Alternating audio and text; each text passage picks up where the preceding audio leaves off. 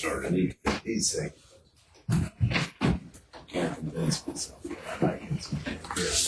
Yeah, you're right. I did it. Where did you get yours from?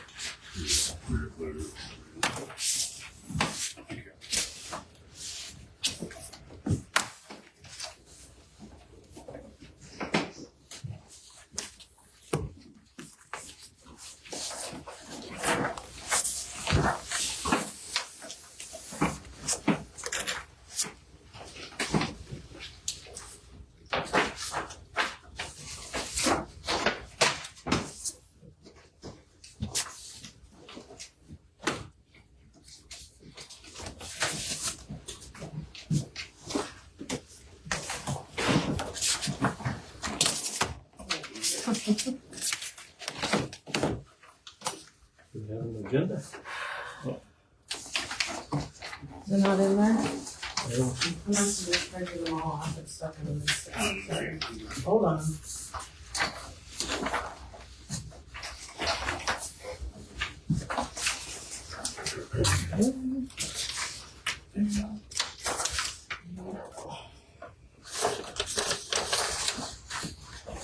Okay, call the meeting to order.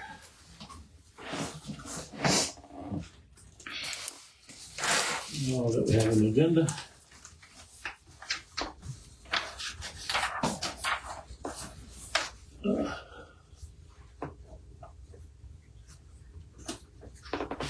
Chance to look at it, see anything on there that you notice? We just have the minutes of the one meeting to approve. Oh, no, there's the other ones too. I just Okay, Yeah. we'll add that. have to add that for the 13th and the 23rd. I believe is what it is.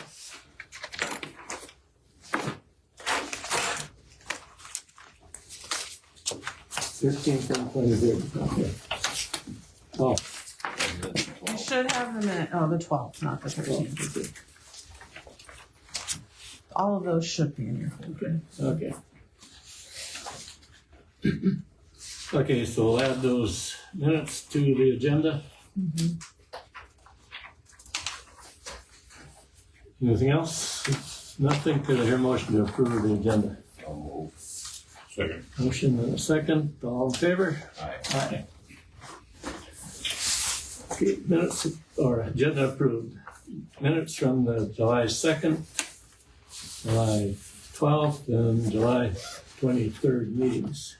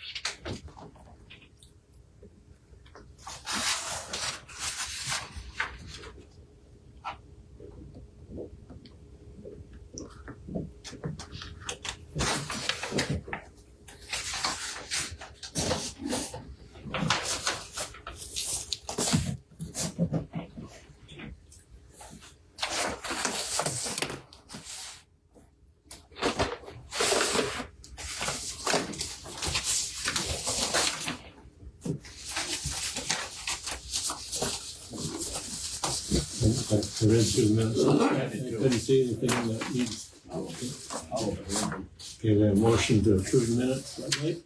Second by Darrell. All in favor? Aye. Okay, minutes approved. Bills, Linda.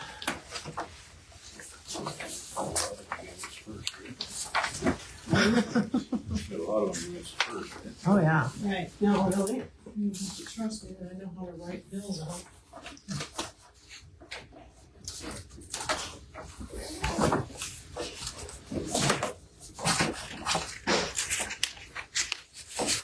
There's a letter from Gina Kautzman, like she was give us a recap of what she did for the Harbor County.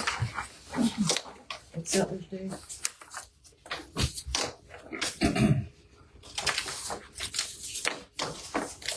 I did already pay her, because we do every year.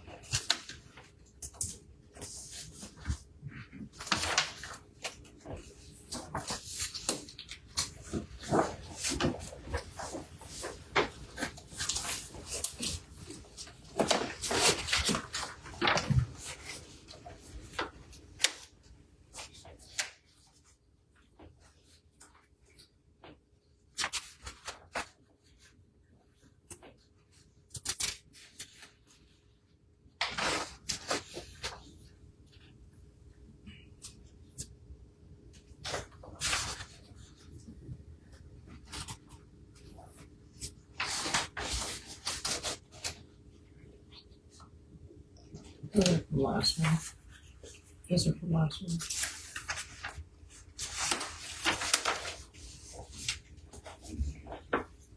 Didn't have any last month. No, the name was too early.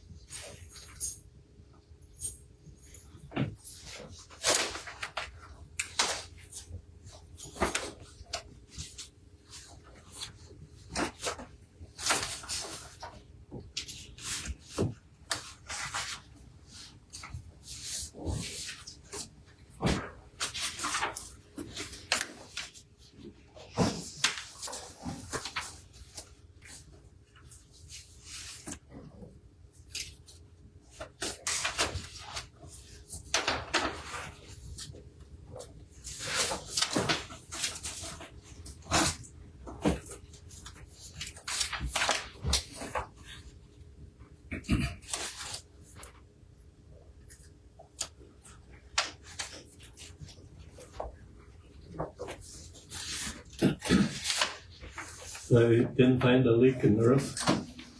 Or the, No. I thought it was condensation from the air conditioner. You figured, I talked to him, he figured it was probably coming from the AC, condensation of pipe.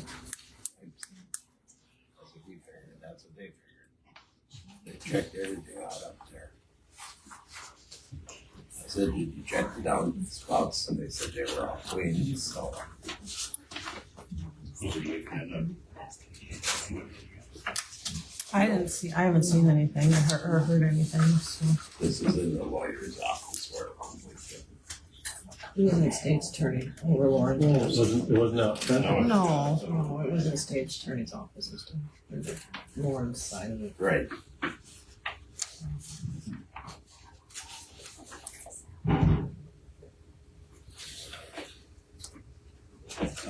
the hospital almost everything. She just heard it dripping onto the ceiling tile, but he couldn't find anything.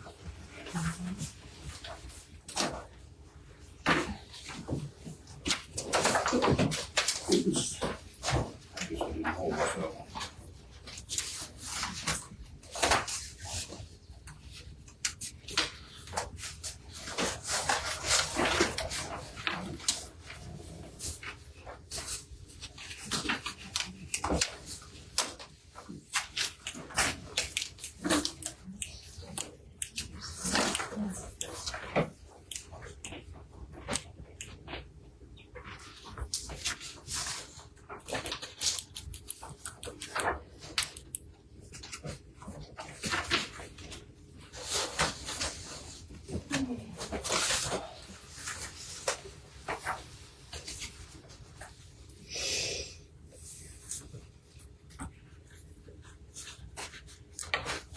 Sign this one.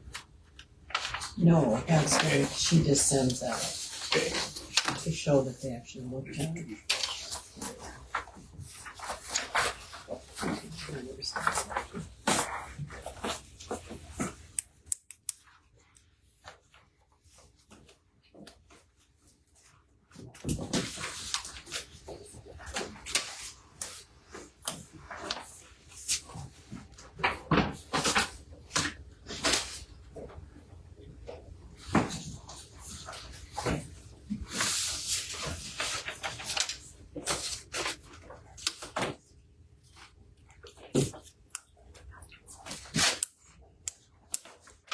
Somebody must not wanted to use the breathalyzer, they had to go blood alcohol.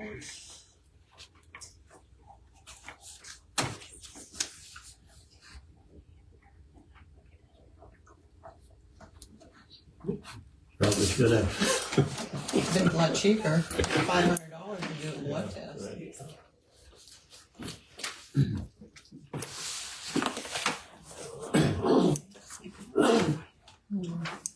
Okay, let's see, let's see. I guess you'll have to wait. Can I hear a motion to pay the bills? I'll move. Okay, motion and a second. All in favor? Aye. Aye. You need a roll call vote. Aye. Aye. Aye. Okay, all in favor of paying the bills?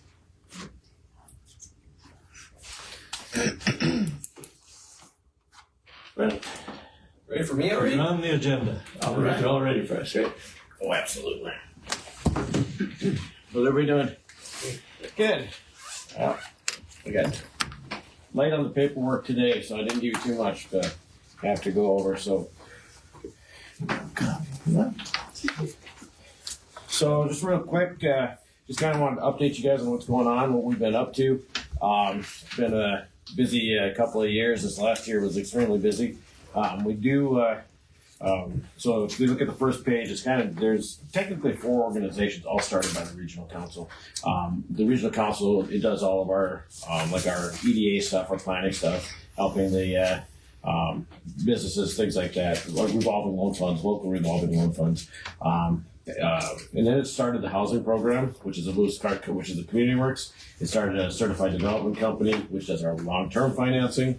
And then it, since last year, back in 2020, it started property management. So we do property management for affordable properties. The ones that have, like income restrictions and have, compliance, like with, USDA and HUD.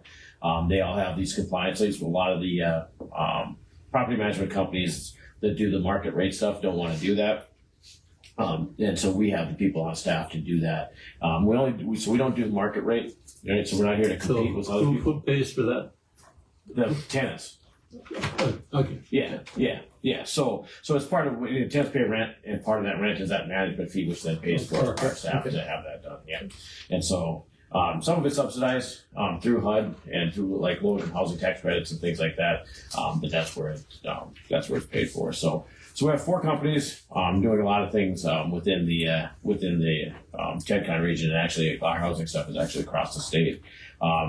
Couple big programs that we've been doing and we continue to do, obviously, is our revolving loan funds. So businesses in the area have access to capital, which is that gap funding that we work with the banks with, to get them to either expand their business, to start a new business, to maintain. We'll actually help if they are getting into, they need to have restructuring of their debt, stuff like that. We'll help them with that. We have the SBA 504 program, which does our long-term fixed rate. So if you're building a $3 million building to put your business into, we can help finance that, again, working with the banks. And then we have the North Dakota Opportunity Fund, which again is one of our larger revolving loan funds that can do things like the flex pace buy down, working with Bank of North Dakota and the local banks to put packages together for them.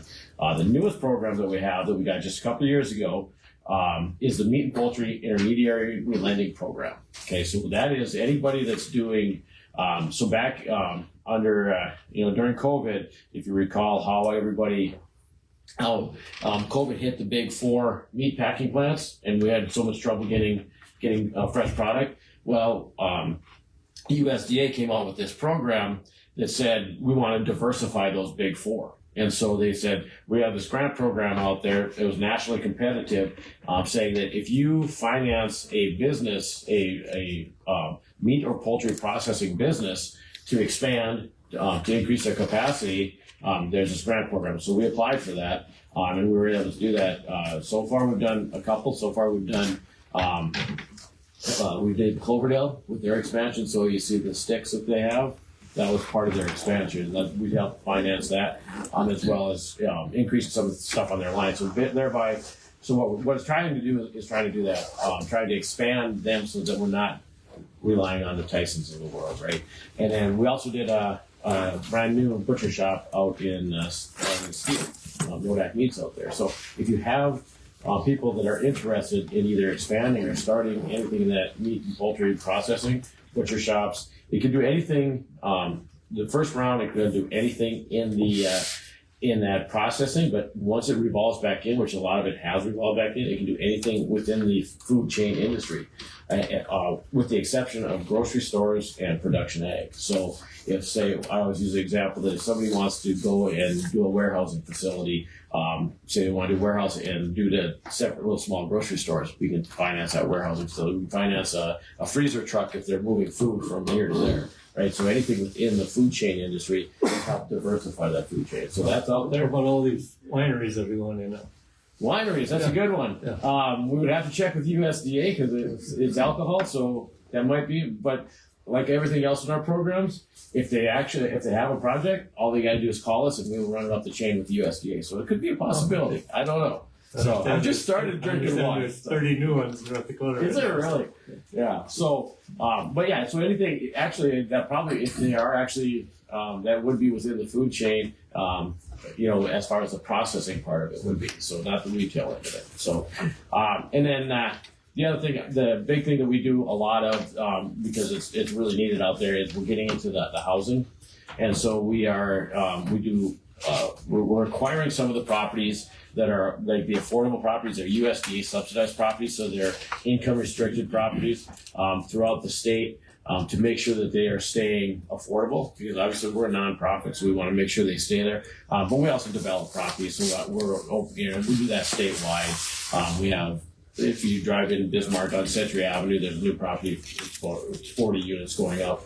We're partners in that one, and we're partners in 120 out in Fargo. But for your guys' counties and for what we're doing here, is most of that is looking at that regional or those smaller properties and making sure that if an owner wants to get out of it, but they want to keep it affordable, they want to keep it subsidized, we'll look at acquiring that and making sure that it stays there, because it's a lot easier to keep and maintain good properties than it is to build, right? Especially right now, to try to build a new 12-plex in a small community. So we've done that in a couple of communities. We're acquiring ones in Wilton and in Washburn, looking at one in McCluskey, New Leipzig, We don't have any right now in Oliver County, but if there is one that would come available, we would certainly take a look at making sure that stays there.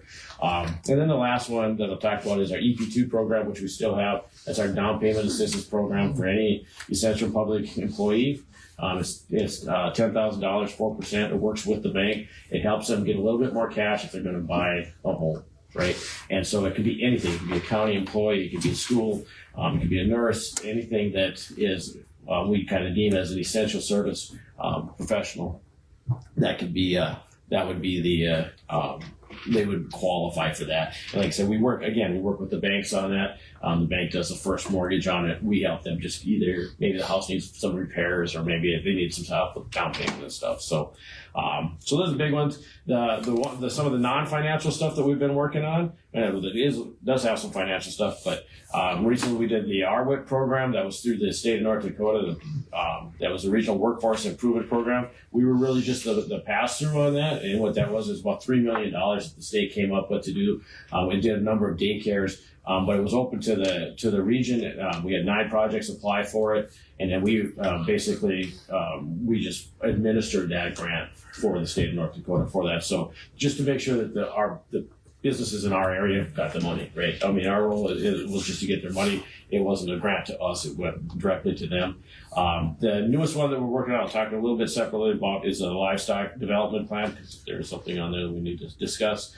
And then the rural foods grant. So we got a grant from USDA to do rural foods. We actually contracted that with the region next to us. And so it's the whole western North Dakota corner here that is doing a regional food study and working on food distribution and making sure, looking at food deserts and stuff like that. So Roosevelt Custer is actually doing that for us. Again, we took the role of, it's easier for them to do for that whole area than to us to do it separately. And so we contracted, so we'll get the final result out of it, but I didn't have to staff up for it. So, and then the last thing is one of the things that I think that kind of goes unnoticed is that our regional council and the other 7 regional councils are really kind of the voice of the region. And so, like, for instance, for what I do, one of the big issues that we're having right now is housing. And I sit on the governor's housing task force.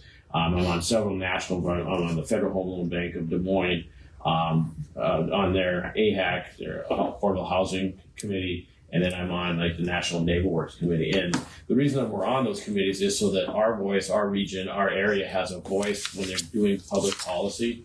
I go out to DC to try to, on the federal level, to make sure that when they're talking about how they're doing housing, that they talk about rural, they talk about what we're doing. It's not all just about what's going on in Chicago and New York, right? There's a lot of stuff going on here. So, so I do get out there, and so if you guys have input on that, you can obviously talk to me, and I bring that forth to those different committees.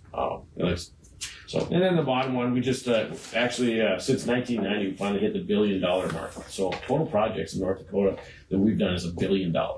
So that's $225 million of our own money that we've loaned in, come back out, revolving loan funds and stuff, with private investment, equity, and all that into the bank investment into it. It's actually about $1 billion.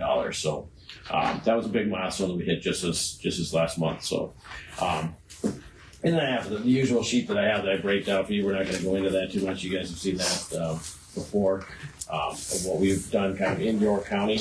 The last thing that I do want to talk about, though, is that Regional Livestock Development and Planning Grant. That's a PowerPoint this is a project through the North Dakota Department of Agriculture. And what it is basically it's a grant. The regional councils are applying for this grant. It's for each of the counties. So it's across the state. They want to get all of them. And basically what they're doing is they're using a number of different factors. They're putting it together. We're hiring a consultant to come in and review GIS data, review water sources, electric, all that stuff, and come up with basically a plan or a map of where would it be if somebody came in and wanted to start a feedlot. Where would be a good location to start it, right? Or where would be a bad location? And so they're ending up mapping it now. And so they're going to look at site characteristics, site analysis, do all of that stuff. The cost to the county is nothing. It costs you guys nothing to do that. It's actually a grant from the Department of North Dakota Ag. to us, and then we hire a consultant to do it. And basically, what you guys end up with at the end is a plan, and you can see some mapping on the back of this, like on page 9. This is the one that they did in South Dakota. They did this all across South Dakota, and it's basically it gives you mapping. It kind of shows you the spots where it's going to be better to locate different things. Now, one thing that everybody's always concerned about, this is not a public document. So when this is all said and done, this will go to your planning department. It is not open to the public. It is open to them to give you advice on whether that's a good place to put it or not, right? So you don't know what, so that's where it talks about confidentiality on page 20. You can read how they're doing that. When it was set up in Century Code, that was one of the concerns. So they want to make sure that people's information is not out there. It's and the value of the properties and all that stuff is not in there, but it's going to end up being a planning tool. So basically, that's really what it and right now we have. I'm going around to the county and talking to all of them. We have 3 counties that have already been on. I haven't gotten to the other ones yet, but in order to participate in it, there is a resolution. On the back page, a copy of a resolution that the county would have to pass. And basically all it's saying is that you're willing to participate in this program. And once you sign that, then your work is done. And it comes to us, and we'll work with the consultant to put that together. It's no cost. It is 0. Right. Yeah, it's basically there. I think it's in here, but it's like, the grant is like $12,000 to the county, and then $500 for each individual township. That comes to us, and then we pay the consultant. And yeah, it doesn't cost you guys anything.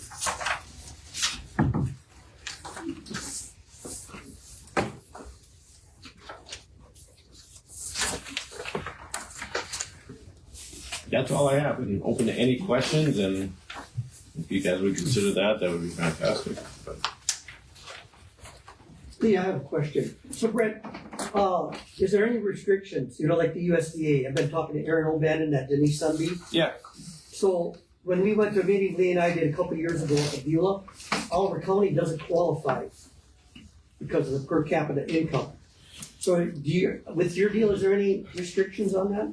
So we are what's called a certified development financial institution. And what that means is we're part of some of the money that we get is from the Department of Treasury.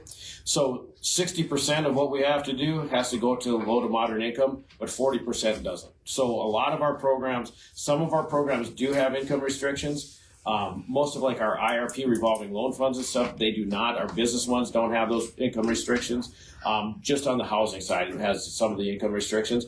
But most of our down payment, closing costs, stuff like our EP2 program for our essential public, that doesn't matter. It could be the superintendent making $200,000 a year, and they would still qualify for that. So most of the programs that we have in the housing do not have the income restrictions. Our portfolio overall has to serve that population. But if somebody was needed to have something done that was over that 80% median income, we could still do that. Dave, did they mention any route we could take to get away from that income restriction? Well, Aaron was looking into it because, a lot of our income goes to Bismarck, Nanda, and Hazen, everywhere around the state, but it counts against Oliver County. But I haven't heard nothing back from her since. Okay. Yeah. And I believe, like with Brent, we've talked before. He was, I was working with him on the building across the street. We were looking at getting it, tore down. If Oliver County, or say if Center wanted to put up an apartment building, like we're working on the deal in Mandan, that would qualify, right? Because I'm talking to Scott Couchman. It sounds like he's just about booked. We're going to be out of housing pretty soon. Yeah. So that program, like what we're working with Martin County. So like if it's housing incentive fund, so housing incentive fund, it's the tenants that would be moving into it would be income restricted. The community would not. So can you do housing incentive fund here, which is a state program? Yes, you could do that to do apartment buildings. That could cover up to 30% of the cost. That would be equity into the project up to 30% of the cost. And so that brings that cost down. There are other programs that we could look at. Like I said, some of them would have income qualifications or whatever, but we have gap funding that we could fill in there. So between the owner, if, between the owner, HIF, and ourselves, we could work together to get a package to keep those rents at a reasonable rate. I guess working with Brent, like we have been, we had a meeting here a couple weeks ago. I think it's a good deal. If we find something that's gonna happen, like what's going on in Mandan right now, that can be very, very beneficial if we need housing or anything like that.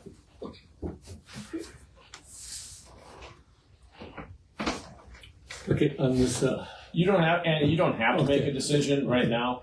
We're putting it all together. You guys can review this information if you have any, but eventually we would like to have that resolution, a yes or no on the resolution, because we're hoping to get 100% of the counties in the state of North Dakota, so everybody has the same GIS mapping.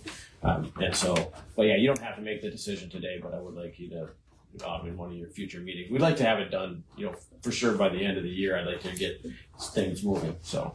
well, we put this on our agenda for our next meeting, then we'll maybe a chance to talk to. Yeah, and if you have questions in the meantime, you could have any other questions about what we're doing, anything, needs that you knew. Everybody has housing needs, and like I said, I am on the governor's task force. We are looking at trying to figure out how to do that, especially like getting into some of the single family. We haven't done single family development, but we're looking at it and stuff. But certainly if you have questions, if you have projects and stuff, reach out to us. Like I've always said, if we can't help you, we'll do our best to find somebody that can, and that's kind of what our role is. So. Weren't you also involved in the bowling alley in Wilton? I don't think Or so. was that a different group? They helped rebuild the bowling alley and get it going. It's been so long since I've done lending. That would have been Matt. That was about 5 years ago. Yeah. I don't think I'm not in Wilton. I don't think we did that one. Okay. All right. Thank you, guys. Okay.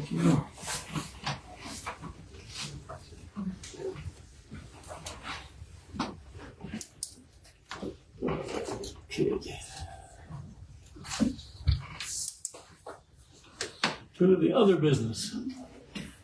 Final budget hearing approval. Final budget hearing. We need to set a date for the final budget hearing. It needs to be between September 7th and October 7th. I was wondering if we could do it on September 26th, because that's also an election deadline to set the inspector for the November election. And then we could kill two birds with one stone, so to speak. September 26th is a Thursday.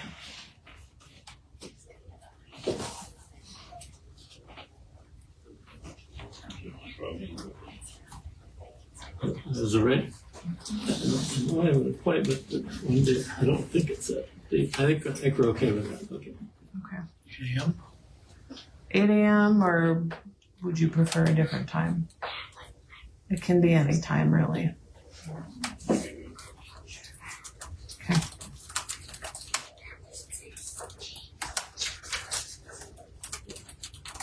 Send out a reminder.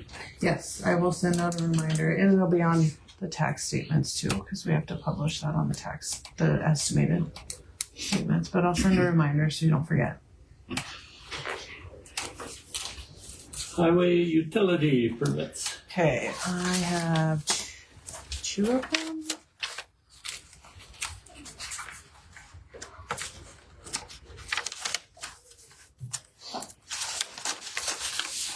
They're both from WRT, so.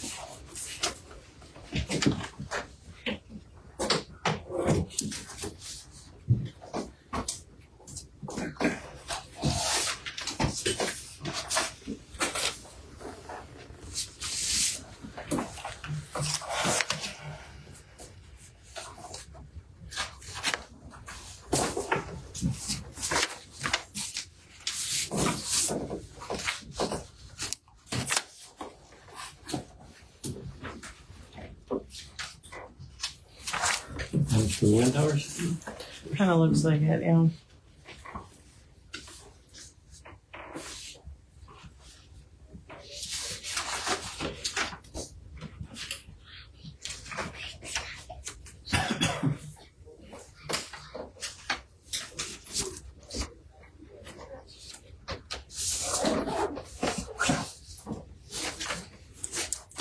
Can you tell me where that one's at? It's right here. I see that, yeah. I think it's right past my place.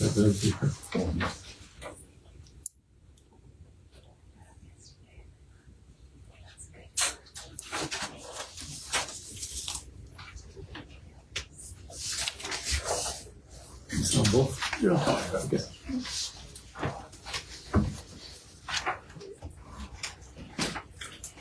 Okay.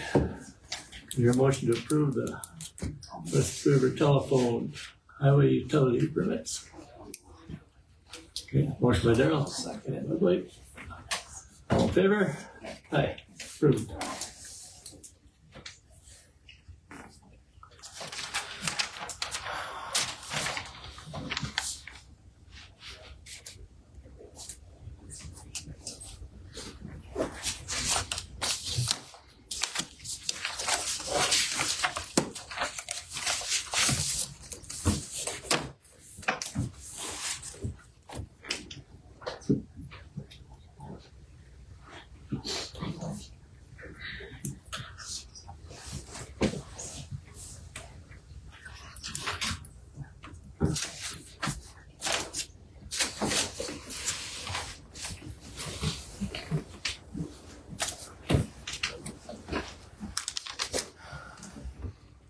Okay, discussion on joint police agreement, meeting with the city.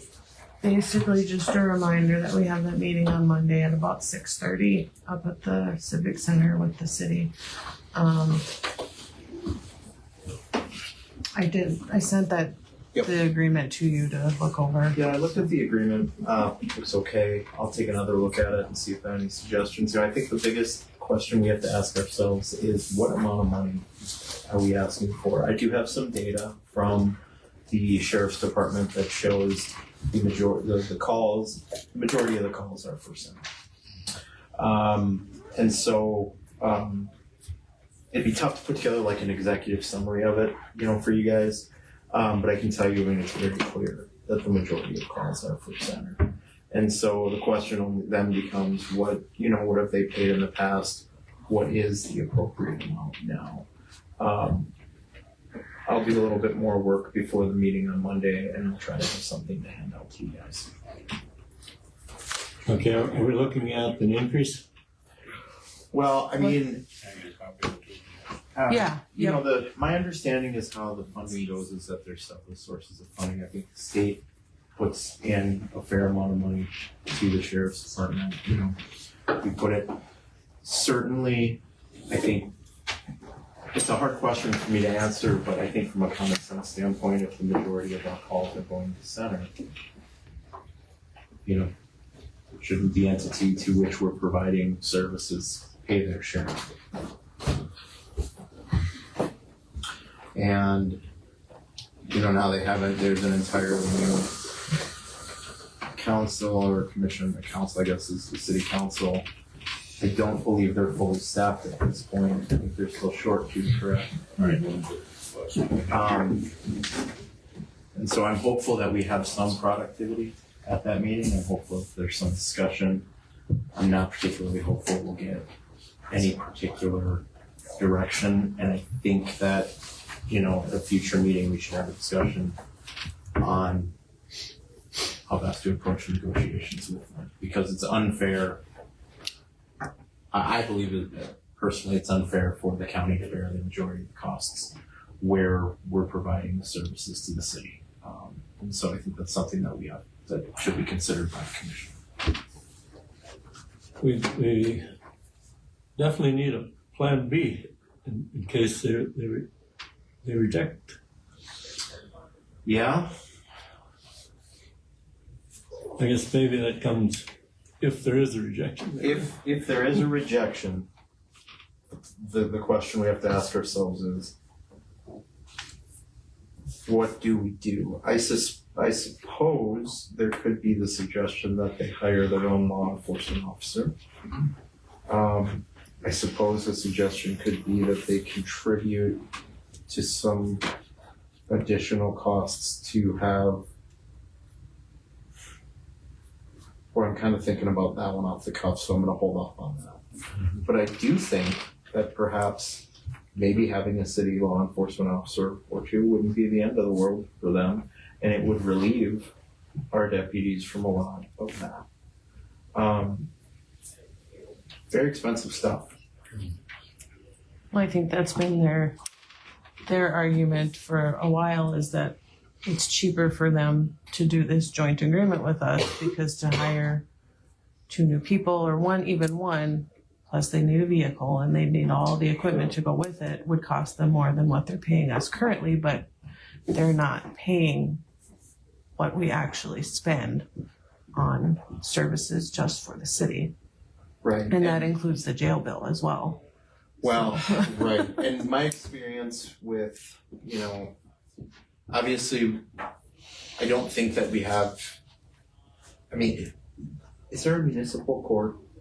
No. Okay. So obviously they're not directly sending anyone to jail or collecting any sort of criminal activity out of there. So it falls on our office and it falls on our county to eat the costs. And, of course, anyone in the city's position would be more than happy to accept the services that our county can offer.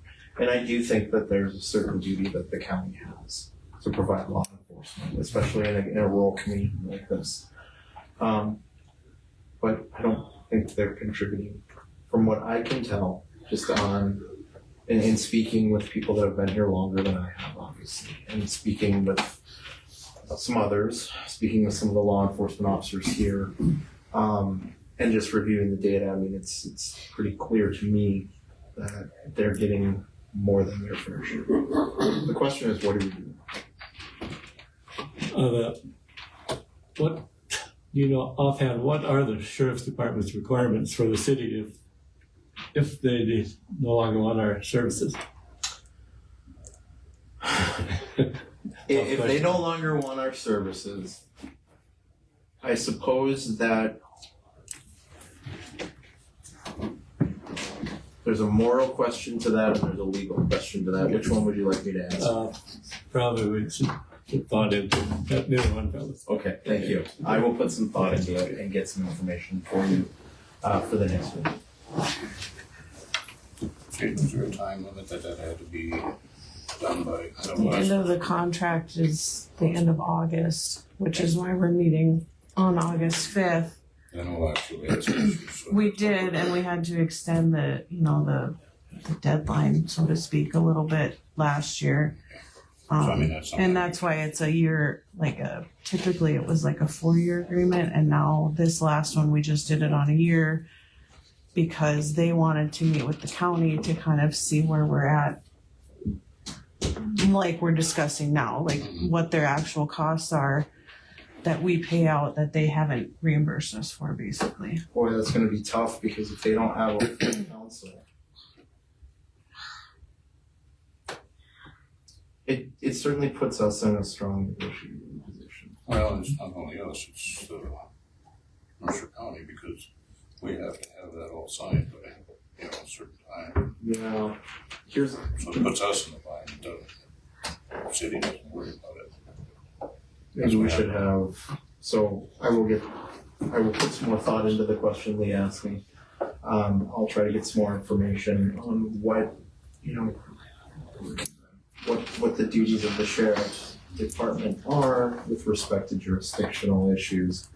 And maybe, given that this is due by the end of the month, I guess we'll have to have another meeting or sometime in August to come to a conclusion, and then we'll have to present it to them and we'll have to get them the deadline And we have a number now in mind, right? We got Last year it was roughly 155,000 that we have an agreement with them. But we've got our But stuff from we do have our stuff. Yeah, I have the breakdown in my office. Linda can help me pull the breakdown of what we pay and then what we have with Mercer. With Mercer County Have they because sent they one this year though for the new agreement? no, we haven't gotten anything from them Are yet. you talking about the agreement we have with Mercer in terms of what we pay them for cross Yeah. organization? That Because is really also something, and we almost use should have that before we even go to that meeting. we use that number to determine what the city pays us back for 911 calls too. So my understanding is it's generally been a practice that there's simply a certain percentage increase. mhm. And That's what we've done. they've been very resistant to any sort of other discussions. I'll make some calls.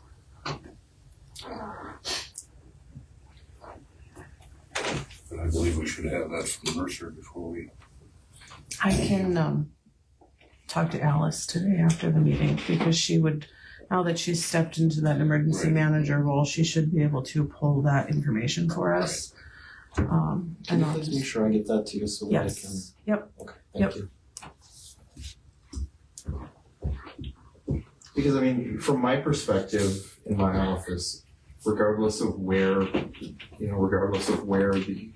person resides, if I'm prosecuting somebody, I'm not gonna take into account if it's a prison case, it's a jail case, if it's a probation case, I'm not gonna take into account their address when I make an argument for sentencing. And so, of the 30, 40 cases we prosecute that are misdemeanor or felony level, I suspect it's gonna be closer to 40 this year, we'll see. But for those that I recommend for jail or prison, it's not gonna be based, I don't care where they're from, right?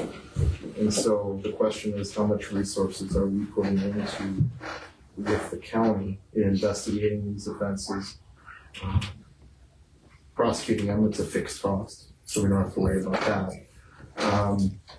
But it's the investigation, it's the amount of time that it prevents our deputies from being out in a more rural area, because this is a large enough county to where we want people out in the community rather than focus solely on center. And we have 4 deputies, or four sheriff's department people, so something to think about.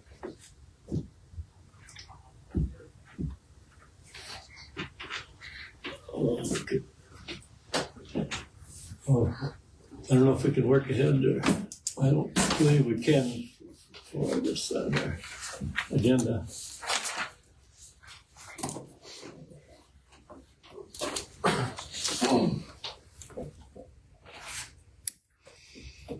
I go to that 10 o'clock one. Preliminary budget Sure. approval.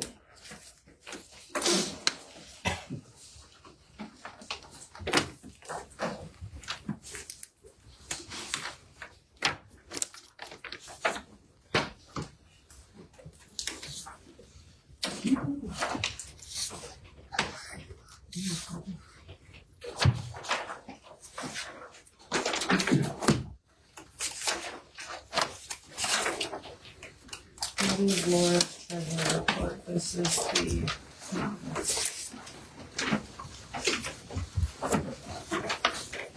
This is kind of our budget breakdown for 2025.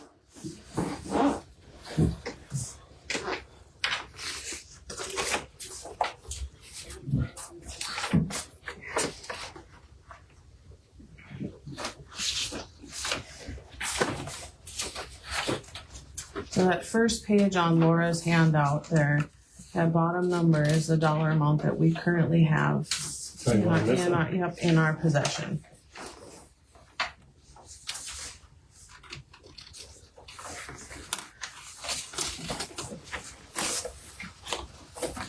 And then she's that second page is her, the one she typically gives you every month of everything. But that first page is just a summary of the dollars that we currently have. And then this big thick packet is new this year. I started showing what we've received and what first page is revenue, then it goes expenditures down to each fund that we have. And the last page in there is just basically an overview of everything.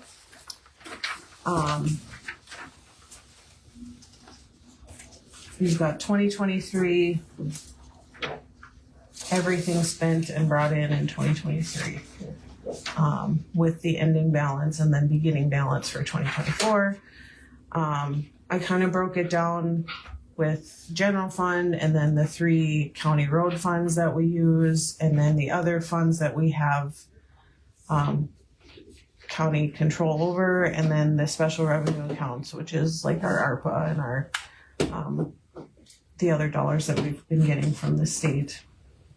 The actual balance for 2024 is obviously what's on that first page of Laura's sheet, because my numbers aren't as updated as hers on this sheet.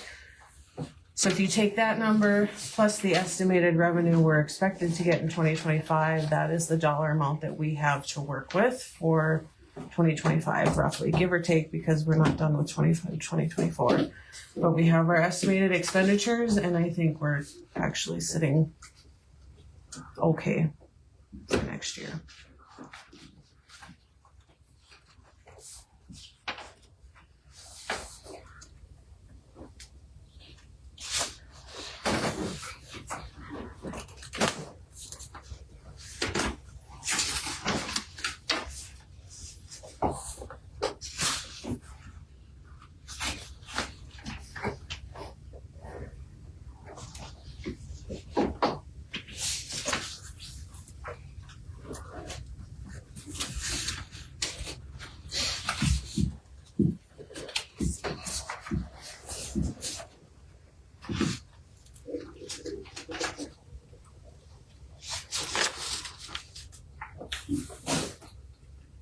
So it looks like the difference here between revenues and expenditures is the county road difference, essentially, right?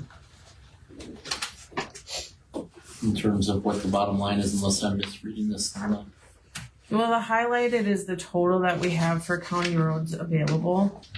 And what they plan to spend and what, we estimate to bring in, because we can't levy enough to ever cover county road expenditures, which is why we end up using, a lot of general fund and capital projects. We can actually, they changed that in the legislature, I want to say this last session, where you can use capital projects dollars towards roads now. So we have the option of potentially increasing capital projects to help cover road expenses. But if you look at these special revenue accounts like Prairie Dog, and there's Legacy Earnings Highway Distribution Fund, plus this House Bill 1505, those are all dollars we can use towards county roads as well.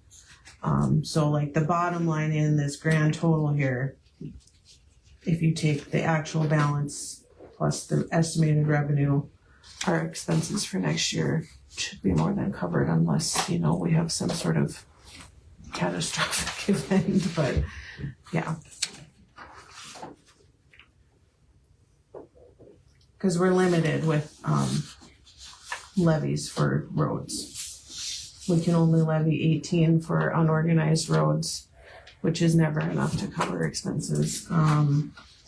Road and bridge, we can increase, but it has to go to a vote of the people to increase that above the 10 max that we're at right now.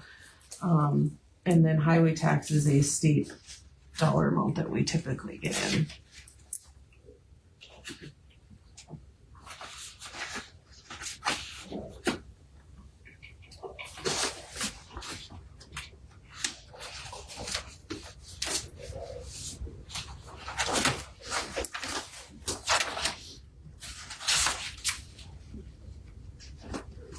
Where's the Prairie Dog down here?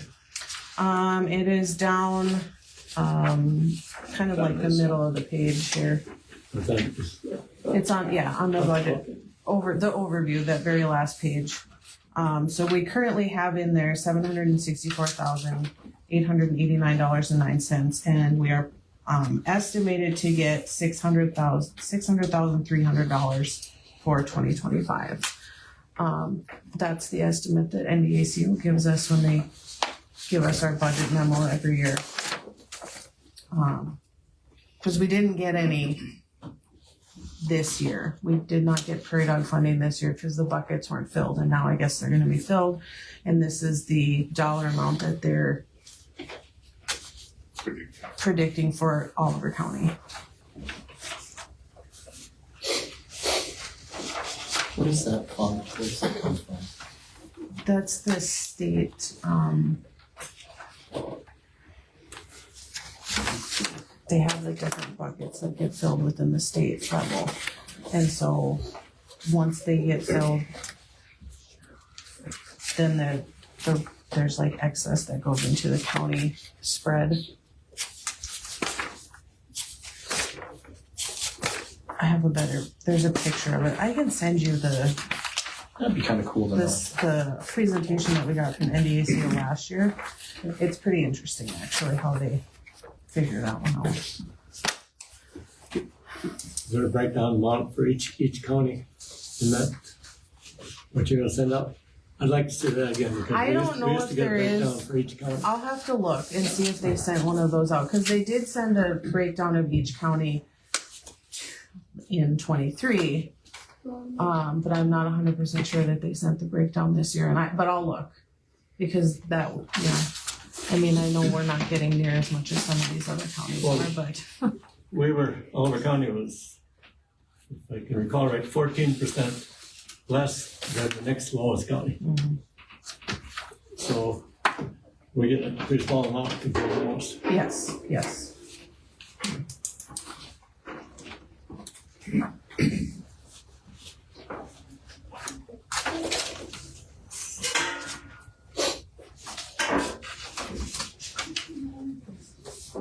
And these estimated revenues for 2025, that's based off of, when I began using like my mill levy calculations and everything.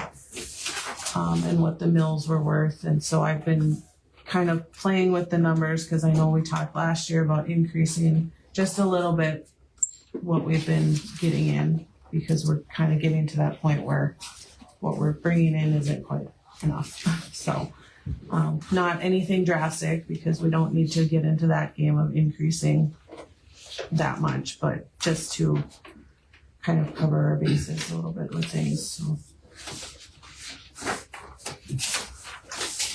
Okay, 5-minute break, and then we'll resume.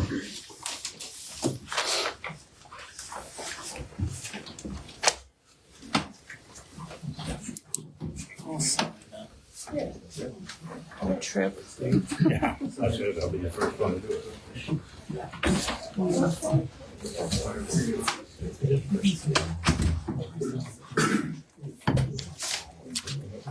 Oh my God.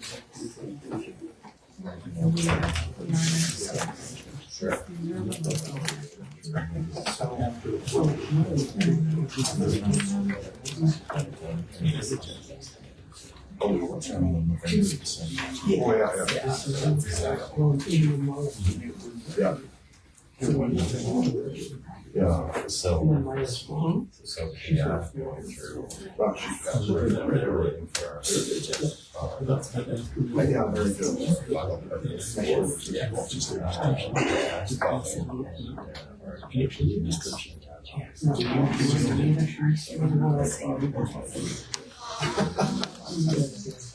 I was just gonna say that. This is problem.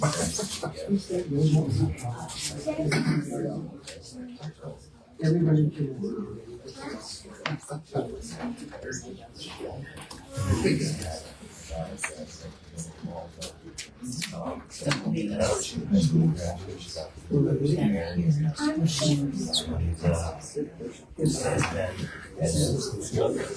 Yeah, as far as I know. What's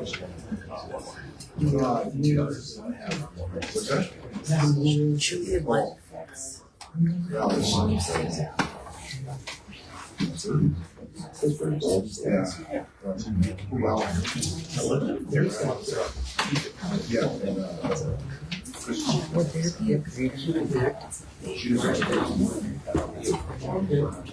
Maybe.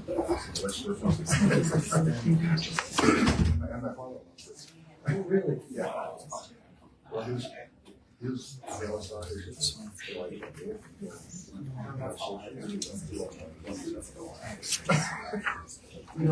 so all those years.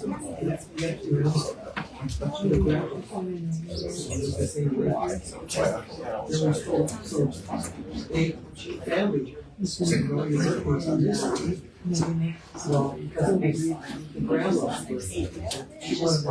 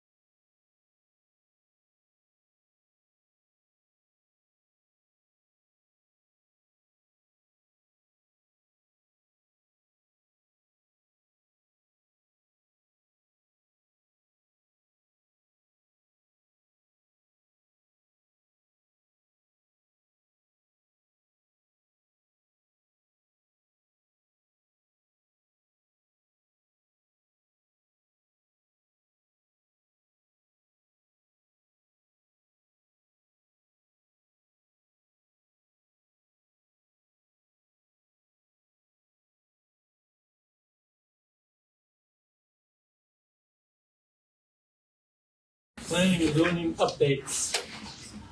Resignation letter.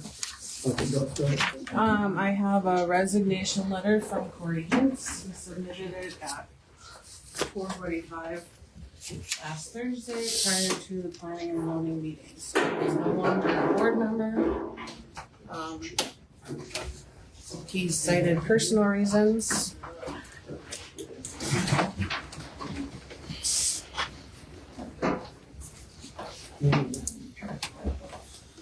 How many members do we have on the board right now? It's a 7-member board and we're down 1 member currently, which is the next thing on the list here.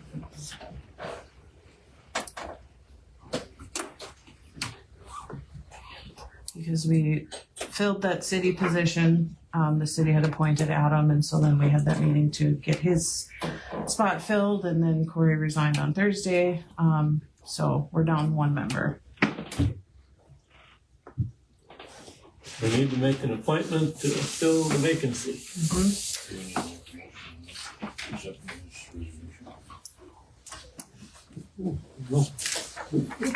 Resign. I don't think we need to approve or deny that. Okay, I guess we could try to press them into service if that's what you Ain't gonna happen. You don't think so? You don't think if we send a bunch of goons out there? No, it won't happen. Just making sure.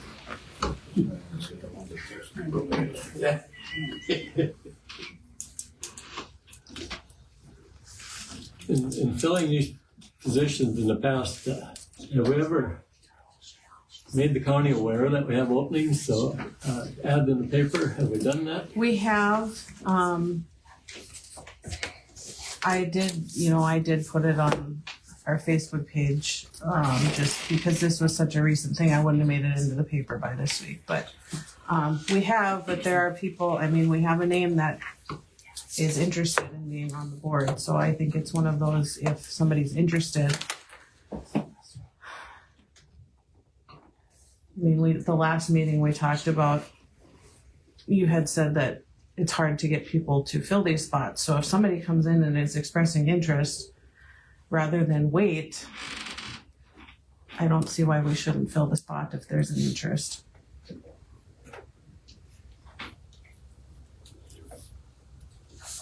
No, like, comments on this?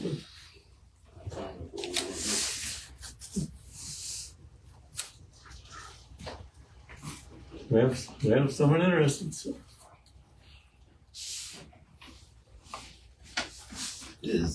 If we appoint her, is she gonna have a conflict of interest for what's going on?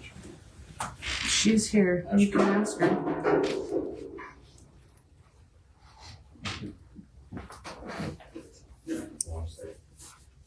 I'm sorry, what was that?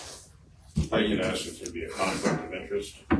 I would not, we don't have any contract signed with anybody at this point.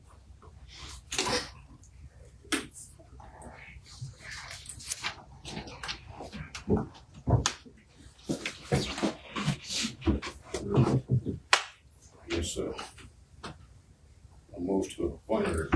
Okay, we have a motion to appoint Cassie Smith to the Planning and Zoning Board. Do I hear a second? I'll second it. We have a second. All in favor? Aye. Approved.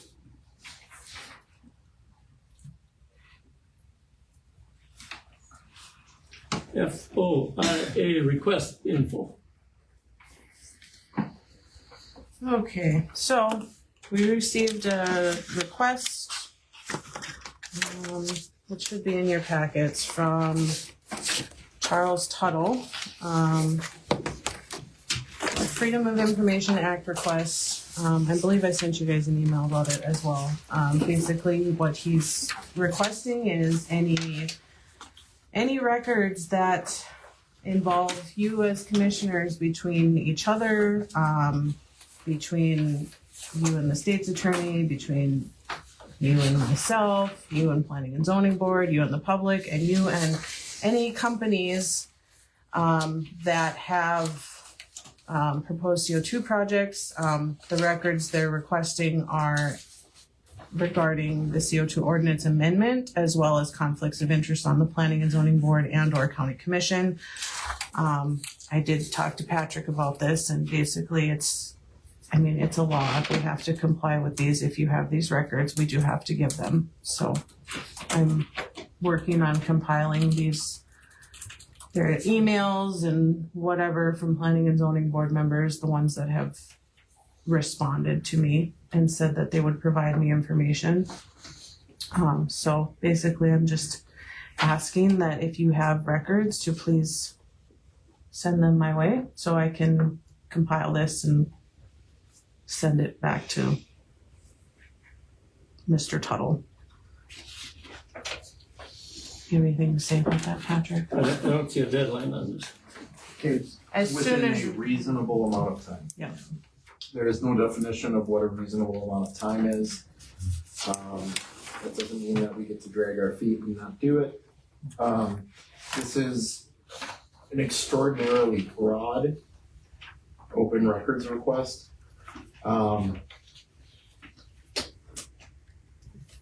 Everybody needs to comply to it to the extent that they're able.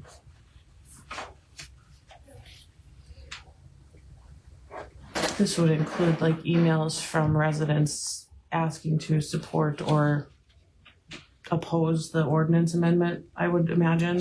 Well, I'm not, if you take a look at what this gentleman is asking for, he wants records between the commissioners, he wants records between the commissioners and my office.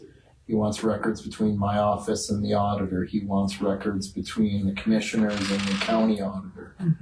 I do not see anything. One of the last ones, I think it said records between Companies. And then there was something in there, I think, about I thought I read something about the public, but maybe I didn't see that one. No, I don't think that public communication, at least on their end, is subject to open records requests.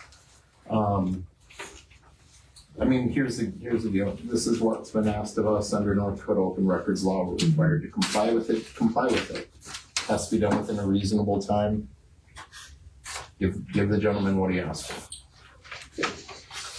And Jaden, you're putting together info I that am, you've received. when I get stuff from people, I am just making a folder so that I can send it his way. I've only heard from one planning and zoning board member. The rest are ignoring me, so. Well, they cannot ignore you. It's an open records request. If you have further problems with that, let me know so that I can write a letter to people and remind them of what their duty is. Yep.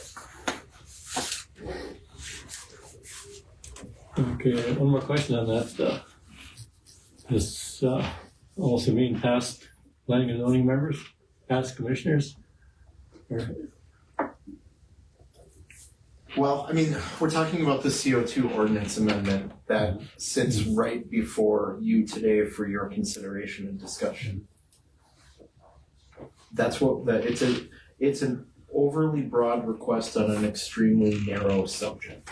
So what that means is that we give the information that we have relating to the ordinance as it sits before us today. That's my reading of what he's asking for.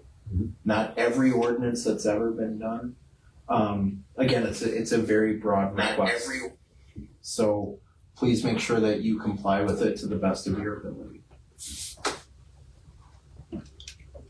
Okay.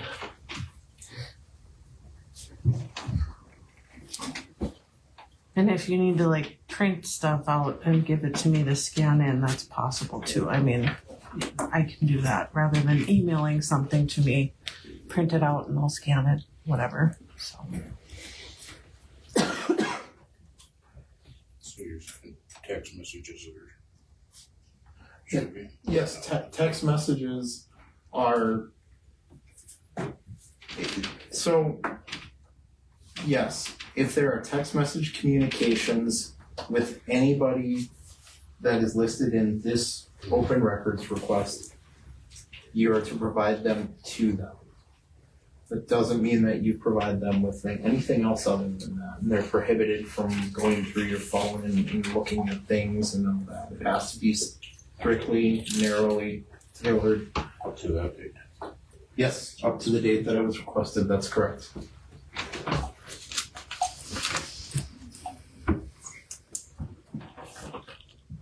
Any more questions on the request information?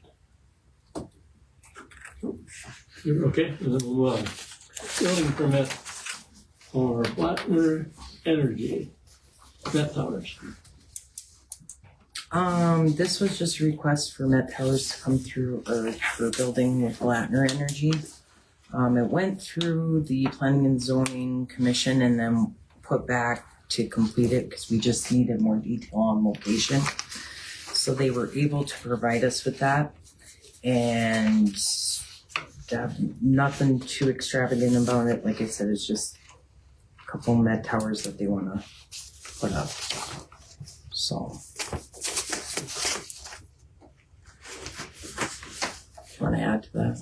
I mean, it was pretty. No, it was pretty cut and dried. The board members took a look at everything and they just, like Patty said, they sent it back.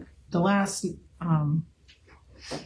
the June meeting to get further clarification on what section township range they were located in, because there will be 3 of them. And so they provided us with a map and then the exact points and section township ranges that they'll be located in.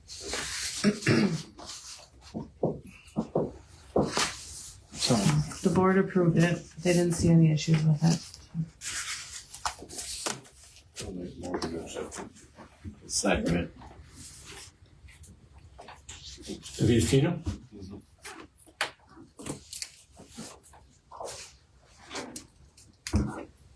You seen them? No, have you? No.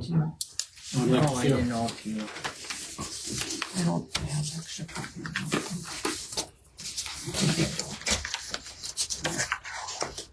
One extra copy.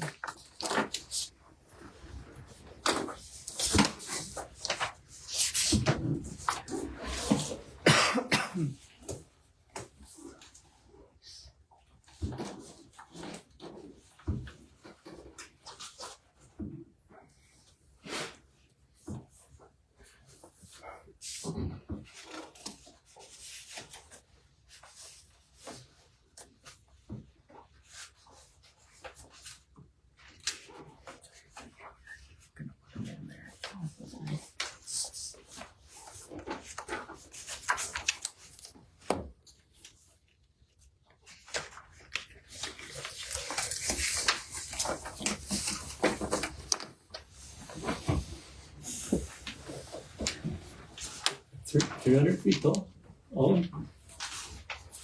Is that look at it, or is that the? They're all the exact same from what they have put in there, and from what they told us is they're all the same. They're just in different locations. See,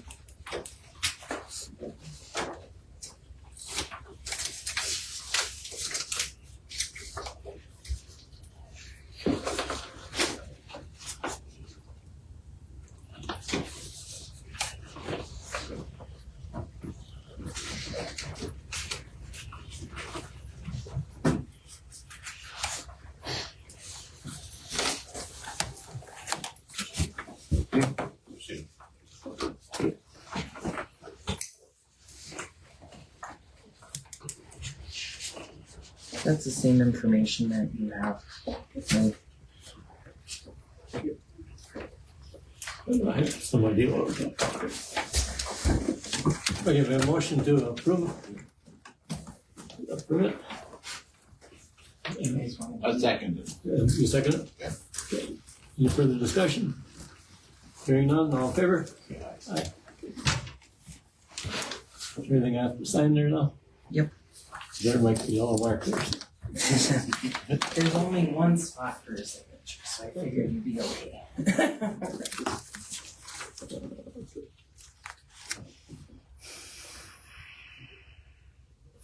Do you guys want copies of them? No. Okay.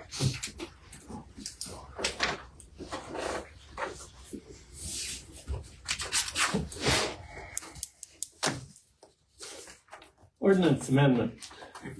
CO2 sequestration. Okay, I'm sure we have a few people here that want to say a few words. Hope to keep everything civil, no name calling, and maybe 10-12 minutes for starter, and then for or against, and then maybe somebody talk spot for, unless anybody's against or whatever. However, whoever wants to take the floor. We got room for both of us up here. Scooch around if need be. Oh. Sorry. Yeah.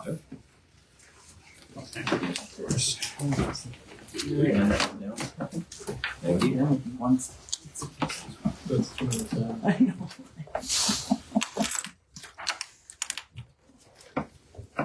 Good morning, Chairman and Commissioners. Thank you guys for the opportunity to visit with you today. In front of you, you'll have a little bit of a notebook. It looks like it's daunting, but I've gone down and summarized some things. I just want to bring a few points to your attention. I think it'll help inform this commission on sort of what's happening here. I'm sorry. My name is Jeff Scari. I am the Land and Regulatory Affairs Director for Summit Carbon Solutions.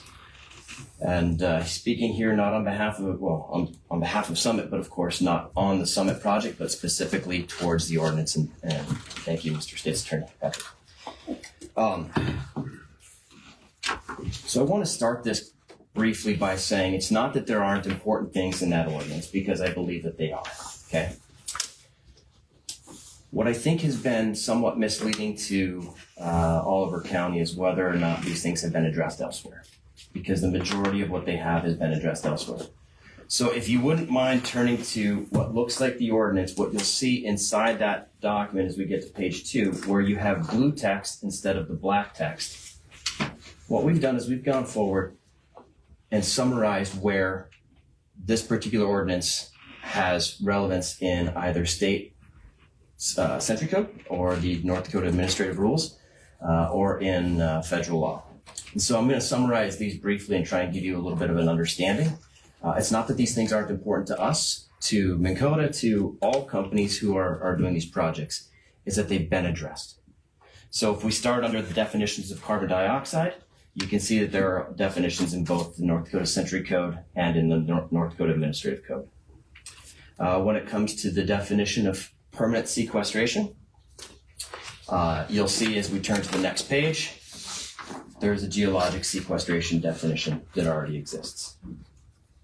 You'll see with respect to the flow lines, there's also a flow lines definition that exists in North Dakota Administrative Code. So I'm going to pause here for 1 second and show you that what you have in your materials, separated by color coding, is going to be those actual printout of the rules, right? So we're not going through the entire document. You can take the number that's there. Don't take my word for it. Read the law yourself, right? That's the important piece, is that we get the facts out here and look at the actual law. You look at, we'll stop here at facility lighting, right? Again, I think this is an important piece. I really do. I just don't know that it's in the proper jurisdiction when it comes to this discussion, right? That doesn't mean that it's not important, right? So, for example, if you look at where we have facility lighting, you can understand what's been in the ordinance. But to be clear, North Dakota Administrative Code 4305-0105, entitled Storage Facility Permit, provides an application must include, and I'm reading just the bolded letters to be concise here, an application must include man-made surface structures intended for human occupancy within the facility area and within 1 mile outside. And in addition, this catch-all provision that you see next, 43050110, entitled Injection Well Permit, states clearly that the issuance of a permit does not authorize any injury to persons or property or invasions of other property rights. So the point that I want to make here is quite simple. There is a robust set of rules in both the Century Code and in the Administrative Code. And there is an enforcement division through the NDIC with numerous field inspectors that if there is an issue, they can call, they have the jurisdiction, they granted the permit in the first place. Therefore, they have the authority to go ahead and try to recall that permit and work on those particular things. And what has been asked here is to bring forward an ordinance that's largely disruptive to try and create essentially disruption and confusion and try to create a situation in which the county now has to figure out how to enforce that ordinance when enforcement exists. You get to, as we carry forward, same thing with noise pollution, and I added a little here because while Summit doesn't have any pump stations in Oliver County, I think it's important as we talk about an ordinance that we talk about what's here. So for starters, much like we just covered in the last one, 43050110, of course, does not authorize any injury to persons or property or invasions of other property rights. But with respect to, for example, a pump station that's coming into your county, the next one, which is under 49-22.1-07, an application for permit, notice of filing, amendment, and designation of a route, says that obviously when you're submitting your application, you would include a description of the location of the proposed facility, okay? A description of the mitigative measures that will be taken to minimize all foreseen adverse impacts resulting from the location, construction, and operation of the proposed facility. And of course, the last piece there, any other information the utility considers relevant to the committee or that the commission requires. So the point of this, again, for what could be considered a noise pollution piece is that you have two entities, the North Dakota Industrial Commission and the PSC, who have regular daytime hours, office staff, field inspectors, and people who can actually address these issues with specificity based on law. Carrying forward on the next page, and I'll try to be brief on some of these, right? There's some concerns regarding access roads and how we structure them. Of course, we have to get from the county, we always have to get our approach permits, and would continue to do so, all parties would. Under 5B, just kind of a formality, it would require that a class, that we provide proof of a class 6 well, essentially prior to getting permission. Well, to be very clear, a class 6 well, a permit to inject on a class 6 well comes after we've built it, after we've drilled it, after we have proven that it is capable for injection of CO2. So that comes much later, and we have to drill that well first. So this is a harsh, cart before the horse scenario. Could not comply. Okay.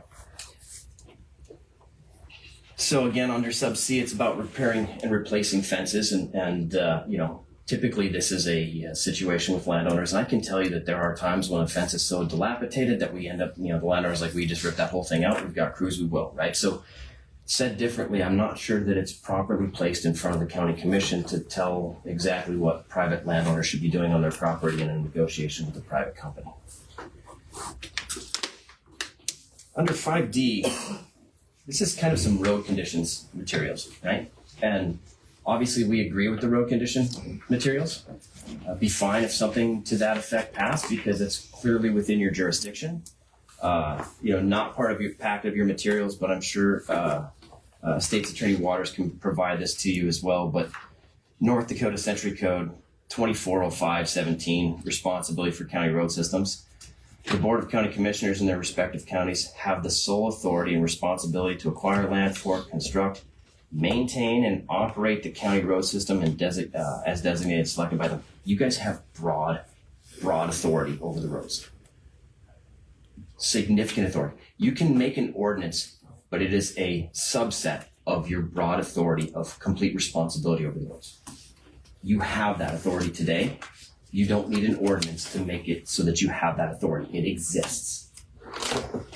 So, shifting gears on a few more of these, it included, for example, and again, I'm summarizing this, but is why I provided the materials so you can read it on your own. There is a tree mitigation program through the PSC for the pipelines, right, that already exists. That's, again, a body that has enforcement. They gave the permit. They can withdraw the permit. We as a company or others who are building pipelines to do these types of things would need to comply with that. I don't know that we have an enforcement mechanism within the county to actually go out there and check, did you cut out 10 trees or did you cut out 11, right? And did you plant 22? You have a different division that can handle these things. So the next one, of course, is the dust suppression, and we wholeheartely agree with it. Again, I don't know that it is an ordinance specific. The one thing that I disagree with is, as we all here know, dust control is a time and sort of area specific condition, right? Depending upon the weather temperature, depending upon what's going on in these areas. And so my hope is that much like, and I'll provide it to Patrick Waters today, we provided to State's Attorney Mahoney a copy of a road use agreement that the county has full authority to review, modify, and develop, right? But that's outside of the ordinance. That's something that I think this board should always require to keep people in line. So I want to shift now to number 6, the public safety standard, right, which was talking about sort of the fire protection, medical emergency plans, etc. And there's been a lot of sort of misinformation to suggest that there is no protection, there's no information out there, we can't do these things, right? So again, I'm sorry for the time that we're taking, I'll try to be brief, but I wanted to read this to you because I think it's important to understand. This is covered in the North Dakota Administrative Code. The Emergency and Remedial Response Plan under 4305-0113 reads, the storage operator shall implement the commission-approved Emergency and Remedial Response Plan and the Worker Safety Plan proposed in section 4305-0105. The plan must include emergency response and security procedures. And again, I'm reading the highlighted or underlined words. Copies of the plan must be available at the storage facility or at the storage operator's nearest operational facility. On the following page, the plan must also detail the safety procedures concerning residential land use within 1 mile. Okay. The contingency plans for addressing carbon dioxide leaks from any well, flow line, or other facilities. And number 4, the storage operator shall review annually the emergency and a remedial response plan developed under subsection 1. Based on this review, the storage operator shall submit to the commission, in this case that's the North Dakota Industrial Commission, shall submit to the commission an amended plan or demonstrate to the commission that there are no amendments to the plan, no amendments to the plan is needed. Excuse me, I struggle with that sentence. Amendments to the plan are subject to the commission's approval, right? So said differently, there's a plan and a body that has full daytime hours and a full-time job with inspectors who will receive and review this information on a regular basis. And creating a county ordinance only adds to that confusion. Who are we supposed to listen to? Who are we supposed to respond to? We go forward. It requires under sub B, it was... Jeff, I have a question for you. Yes, sir. One of the points of discussion at the planning and zoning meeting where this was discussed, particularly about issues relating to safety. One of the questions that was asked a couple of different times had to do with local law enforcement and local emergency responders and how I'm assuming they would be expected to assist if there were any emergencies and such. And I think one of the questions, if I recall correctly, and please, anyone that was there, correct me if I'm wrong, but one of the questions was what communication is being done with our local law enforcement and our emergency responders so that they understand what the hell they're supposed to do, excuse my language, what they're supposed to do if and when they are called to deal with this. Yeah, appreciate the question. I'm going to defer to Jay Volk. Why don't you introduce yourself? You can certainly answer that one. Thank you, Commissioners, State's Attorney Waters. Jay Volk, Summit Carbon Solution, Director of Health, Safety, Environmental for the sequestration side of the project. I'm going to give a very high kind of recap of that question and what we've done to date. We've been involved in numerous local emergency manager planning committee meetings, talking about the project, timing the project, getting involvement in what kind of tools would be needed, what kind of systems exist or may need to exist. We've also hosted a couple dispersion methodology meetings with Oliver and Mercer County, actually 2 of them, one in Beulah that we had a proponent of Oliver County, as well as one in Center, which had again another proponent of Oliver County. We worked with Minn Kota and partnered with them on additional meetings, talking about is there a potential for a cumulative response in the area. So we continue to work with the county. We've outlined what the risks are, mitigation. We have offered some TEACS training to Oliver County and to send somebody down to a training center in Texas to get a better understanding of that. So that has been offered as well, and continue to work with the ambulance board, sheriff's department, fire department. We have had conversations throughout those meetings with all the the first responders in Oliver County. The offers that have been made to send people to the training or to provide the training, how have those offers been received? I think they're being debated on who would be potentially the right person. I believe there's interest. I think there was a conversation again yesterday with the emergency manager to ask the question again. There are a couple dates coming up.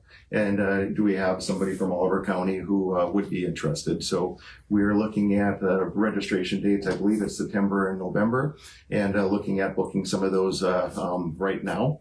So as recently as yesterday or the day before, that conversation was out again, and we have formally offered that training. And to put a sort of a finer point on that, right? From my experience out in the Bakken, typically as we get things moving forward, you have tabletop exercises. We engage directly with emergency response personnel on how they would respond to a tabletop exercise. Some of those plans go as far as working with the emergency manager, timing how long it would take for essentially equipment and other people to show up for certain things under a sort of a time field study. So there's a lot of work that goes into that for response. Sure. And certainly not something that we're we're working on today, but it will continue to develop, I guess, as we go forward. That's, again, that's Summit specific. There are some projects that are in existence in the community, not necessarily the county.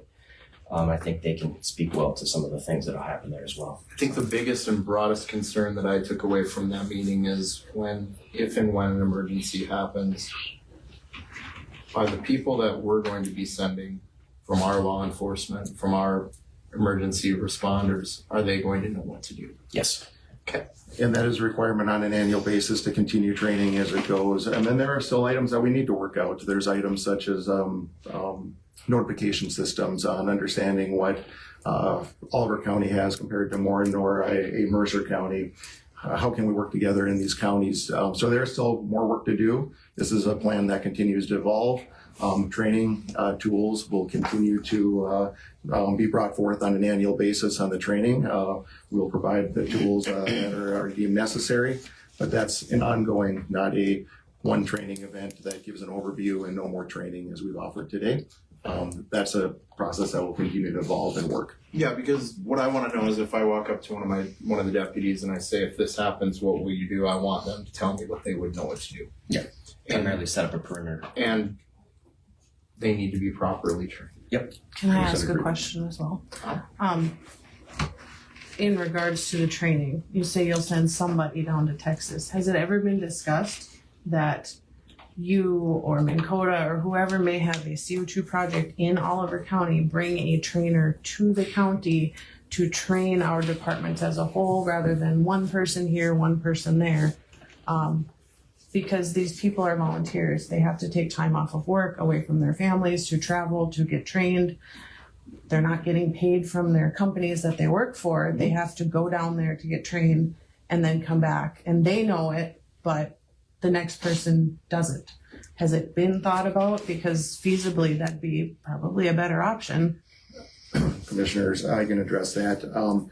You just explained exactly how pipeline training works. So one of the biggest challenges in rural systems is retention of volunteers. So when this actually occurs, we start in the construction phase and operation phase, and we will bring trainers in to do that training. And on an annual basis, we will bring the training to the area. So we're not expecting people to get up and go for 2 days down to Texas, as we are using this as a great introduction to CO2 response tools and so forth. But that training will be brought here on an annual basis versus the expectation of someplace else. So you nailed exactly how that does work. And that's how pipeline training works across the nation. I only ask because I haven't heard that option before. It's always been, we're going to send somebody to Texas. So, Yeah. So I to be haven't heard clear- that option before. So to be clear, it's your position as you guys sit here today that you believe that you will provide the tools and training, not necessarily the tools, but certainly the training and the education for our law enforcement and emergency responders to know what they would be needed to do should there be an emergency. It is required, yes. Okay. Yep, it is required. Is there also a program for equipment? Is money supplied for emergency equipment? There is. Go ahead. Yeah, we have, offered also a grant program out there that we'll continue to work with the county on. We have asked the county and through our smaller group meetings, to start thinking about, how many responders do you have? How many vehicles do you have? Could entail a CO2 monitor or something in that case.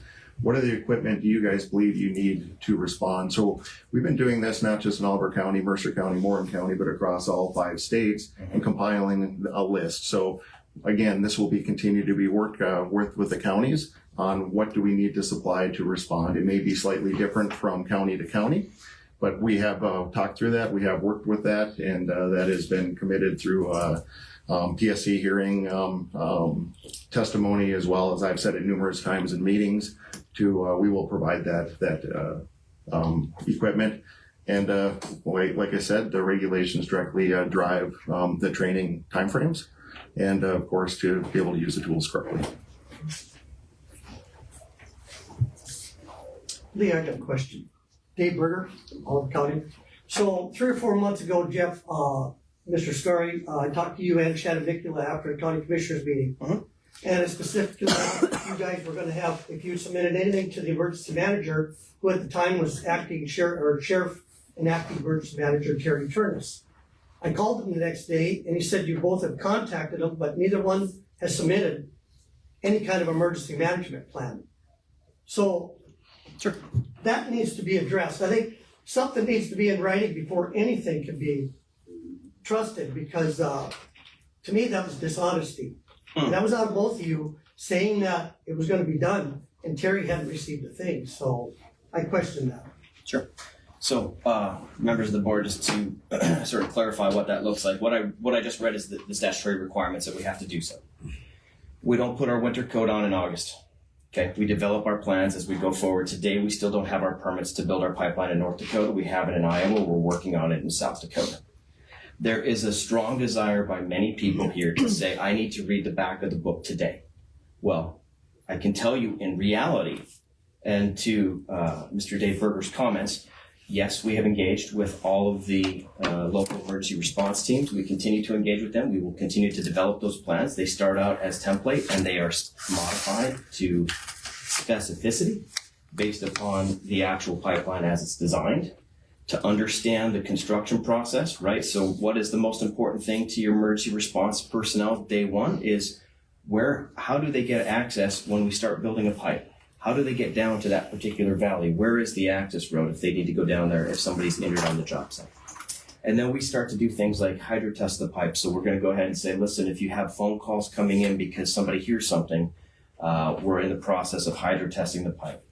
And then we go to commission the pipe and actually get to work. And so that process of engaging with them is a process in which we start at the beginning and we get through that based upon the season of the construction that we're in and where we're at today, right? So I get that there's a lot of frustration. This isn't the first time that I've heard a comment like that, which is you need to have all of this stuff done. We don't get any answers. Well, we just went through a massive set of hearings in front of the PSC and the NDIC in which we've addressed all these things. It's not uncommon for someone to come to a venue like this and say you're not doing anything, and that's just not true. It is just not true. I don't think I said that. I'm sorry, I didn't mean to direct that at you. I'm sorry. I've been okay, fair. I didn't mean it to you, so it wasn't intended. But there is a general suggestion that we haven't done these things, and we are. And I'm reading to you the code that's there. So I can like to move forward on a few more of these just to be brief because we're getting a little long in time here. The next one has to do with pipeline marking. I don't think we need to cover that, right? There's code that suggests that the pipeline needs to be marked, right? The same with any facilities, right? So if you have a well site, the North Dakota Century Code and the North Dakota Administrative Code requires that the well site has a specific requirements for its sign, including emergency contact information, which is inspected by the field inspectors as they go out and look at the well sites for the North Dakota Industrial Commission. There is, I included in here, of course, 49 CFR. I'm down on the emergency warnings. 49 CFR 195-403. I'm at the bottom of page 8, entitled Emergency Response Training.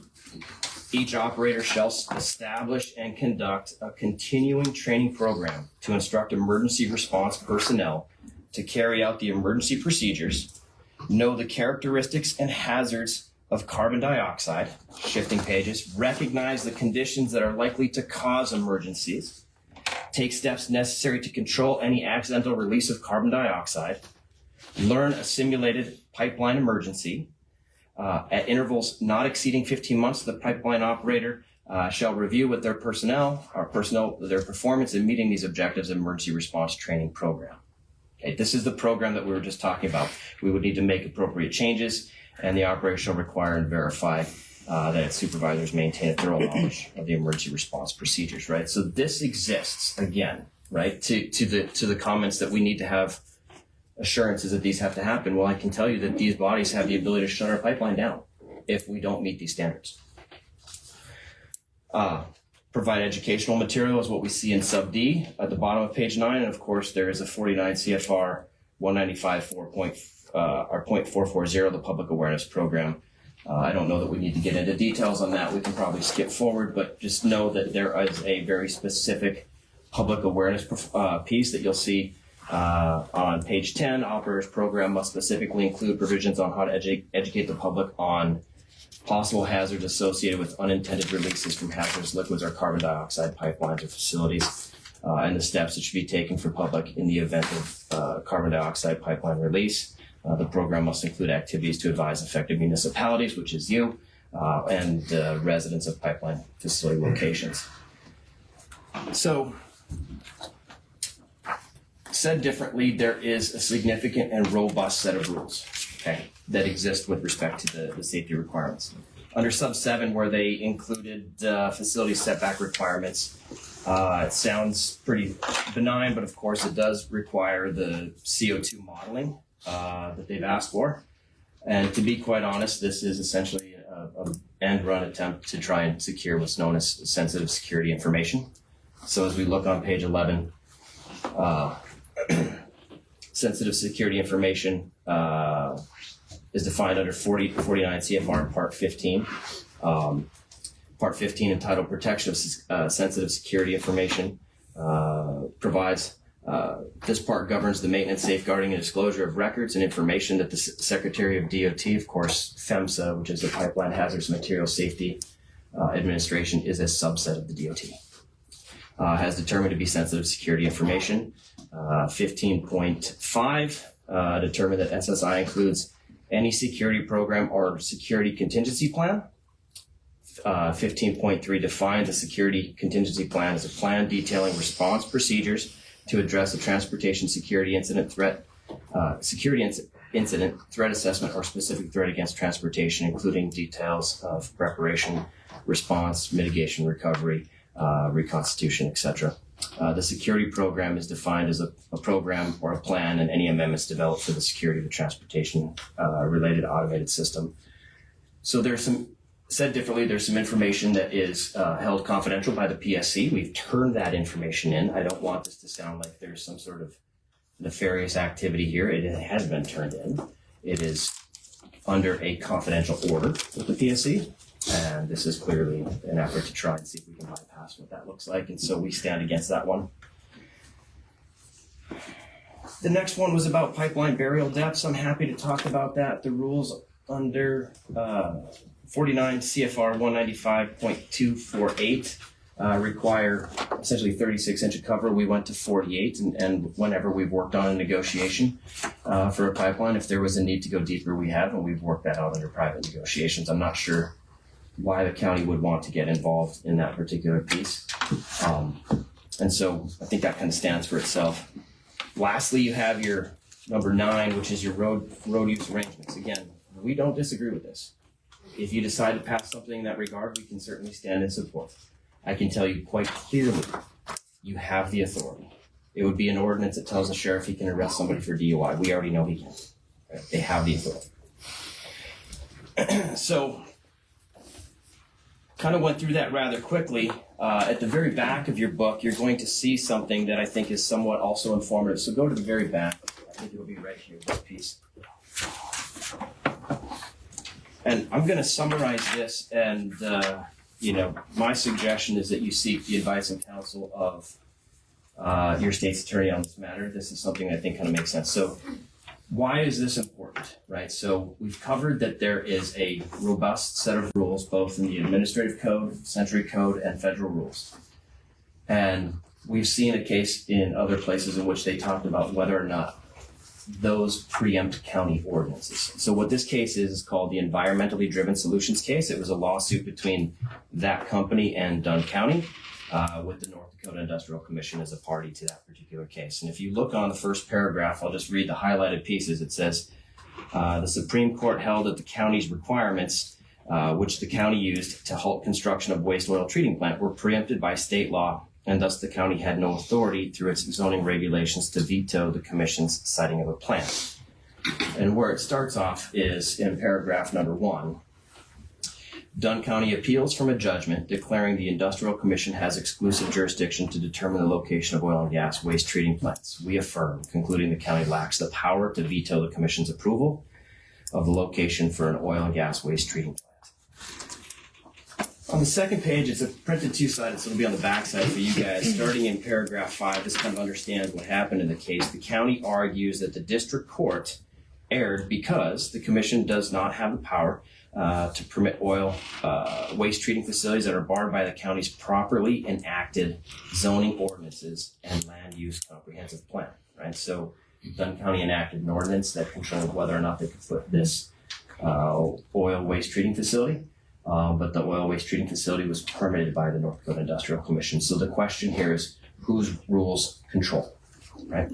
And so in paragraph number 7 in the upper corner, our case law addressing preemption, right, in the context of state and local laws and ordinances mirrors federal preemption analysis. And essentially there are 3 forms of federal preemption: express preemption, field preemption, and conflict preemption, right? So to understand express and field preemption, they described it as when there is explicit state law or rule restraining the county's authority, and when the industry or activity involved is already subject to substantial state control through broad encompassing statutes or rules.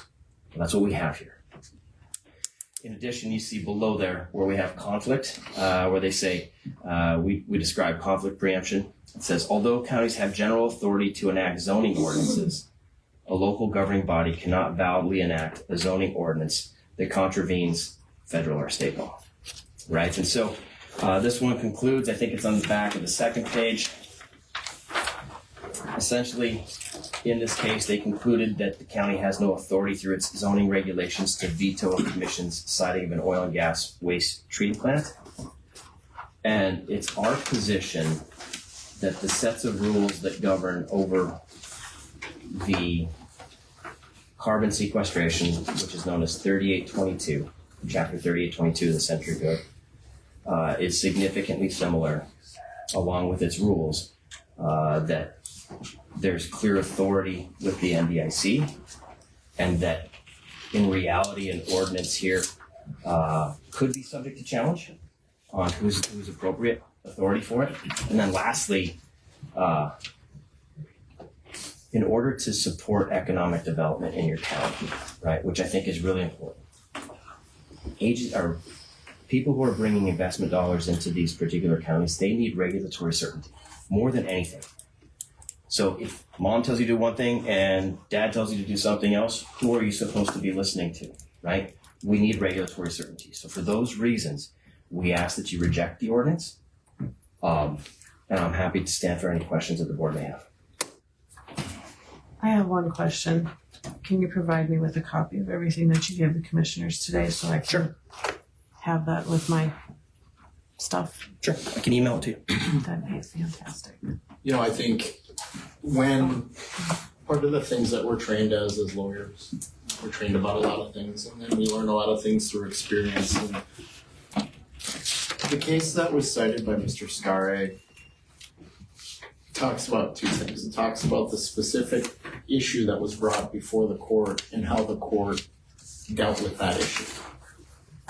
It also gives us guidance through the discussion that the Supreme Court had regarding how it will look at future cases that deal with local ordinances and how they are to be interpreted versus what state federal law says.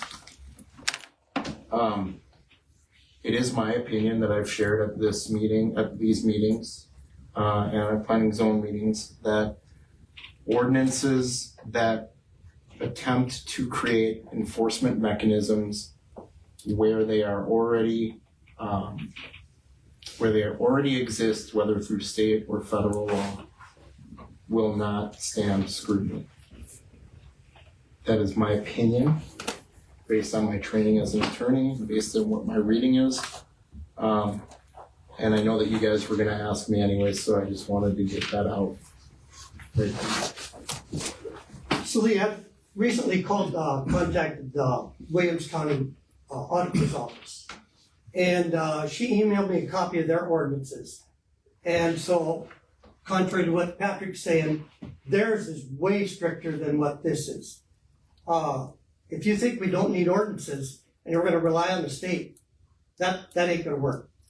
We need these ordinances just because to protect our county and our citizens. And like my view, landowner rights, well, we gotta take care of all of them, not just a couple. But we could get that copy, and Williams County Auditor will, if we have a day, we'll come down and speak on our ordinances. It was just recently, a week ago, a little over, Morton County. They have a moratorium against retract. So I'm gonna mention a few things, Jeff, just for you and Jay to think about. Retract did say they'd pave all the roads that their project will run on, because they need 9 loads of water hauled a day for that project over by New Salem. So that's just something to think about. 9 loads a day coming from Beulah. So all the landowners that they gotta drive past, their road is gonna be, well, just like my road. You guys know how many semis are on there. We've had up to 22 semis a day, just one way. So there's a lot of things, but Morton County has a moratorium. And there's a reason they have it. Natalie Pierce is their director, and she's working on a lot of things that need to be addressed. And I think Oliver County needs to start addressing more, and maybe getting more involved with these other counties and why they have their ordinances. Thank you. So just to briefly respond, I didn't say that ordinances aren't necessary, nor did I say that they aren't important. What I said was, if challenged, it is my legal opinion that the ordinance won't stand up because these things are already provided for. I don't know whether the Williams County ordinances have been challenged. I don't know whether the Morton County ordinances have been challenged. All I'm saying is that I'm paid to give my legal opinion based on things that relate to the county, so that the county commissioners can make decisions that may impose liability on the county in the future. So that there can be no misunderstanding. I did not say that ordinances are not important. I did not say that ordinances should not be put in place. What I am saying is that these are thoughtful decisions that need to be made because there are consequences to decisions. That is all that I'm saying. I'm not a voting member of this commission. I don't want to be a voting member of this commission.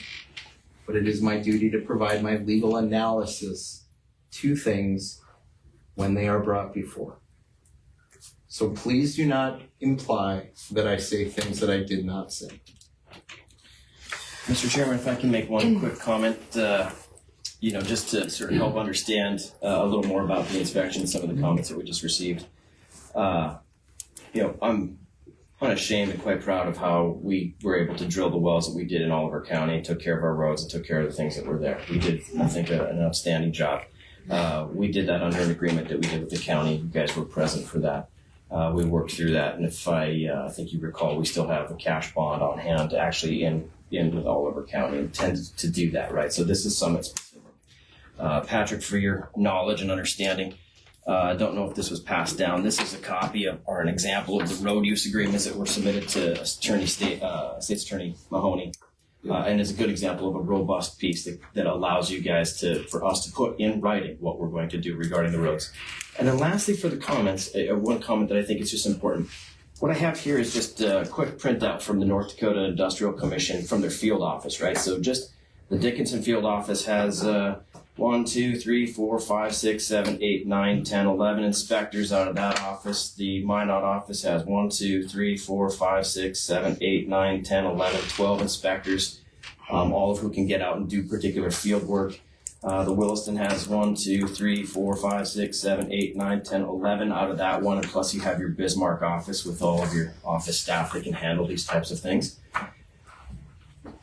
The reason that is important is, again, regulatory certainty.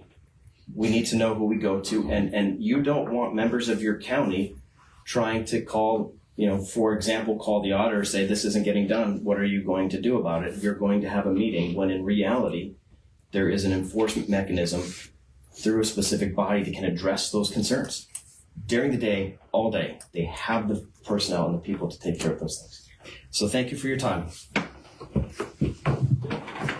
And this road use agreement is very similar to other road use agreements that this board. Same one that we have, though. Similar. Yeah. Thank you.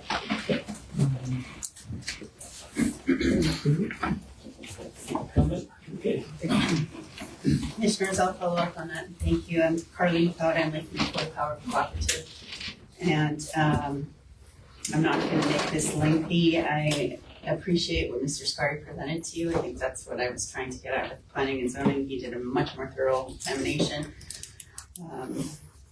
And we agree with everything he's said and provided. At Minn Kota, we're proud of our longstanding partnership with this community and what we've done to contribute to Oliver County and Center. We look forward to being able to do that in the future. We have been under extreme pressure for coal generation, and I think that's been expressed to you over the years. As we consider those pressures, we have to look at new technology, and this is one of our most viable options. And so that is why this ordinance, if passed, would create challenges to us in that new technology, which we see as the lifeline of our plant and coal if the project is able to go forward. We intend to make the very best of the situation, and if it is in fact that the challenge is there, we'll do what we can, but we want to make this project a reality because we see it as a benefit to our member owners, the community, all the businesses we work with, the landowners, and quite honestly, the region as a whole needs that electricity. But we do stand in opposition to this ordinance, and we hope that you will vote no.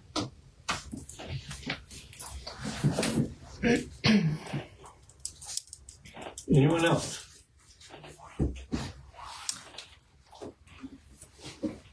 Are we doing opposed or for? Because Patty and I have received letters from residents that would like us to read these letters to you that are opposed to, or they are in support of We the. have comments? Yeah, Commissioners, I'm Kurt Swenson. I guess I'm the only Oliver County resident that'll actually be speaking so far anyways, or maybe more, but. And I did submit a letter, you have it, I assume, is that correct? We have it right here. You didn't give it out yet. I got it. You can start reading.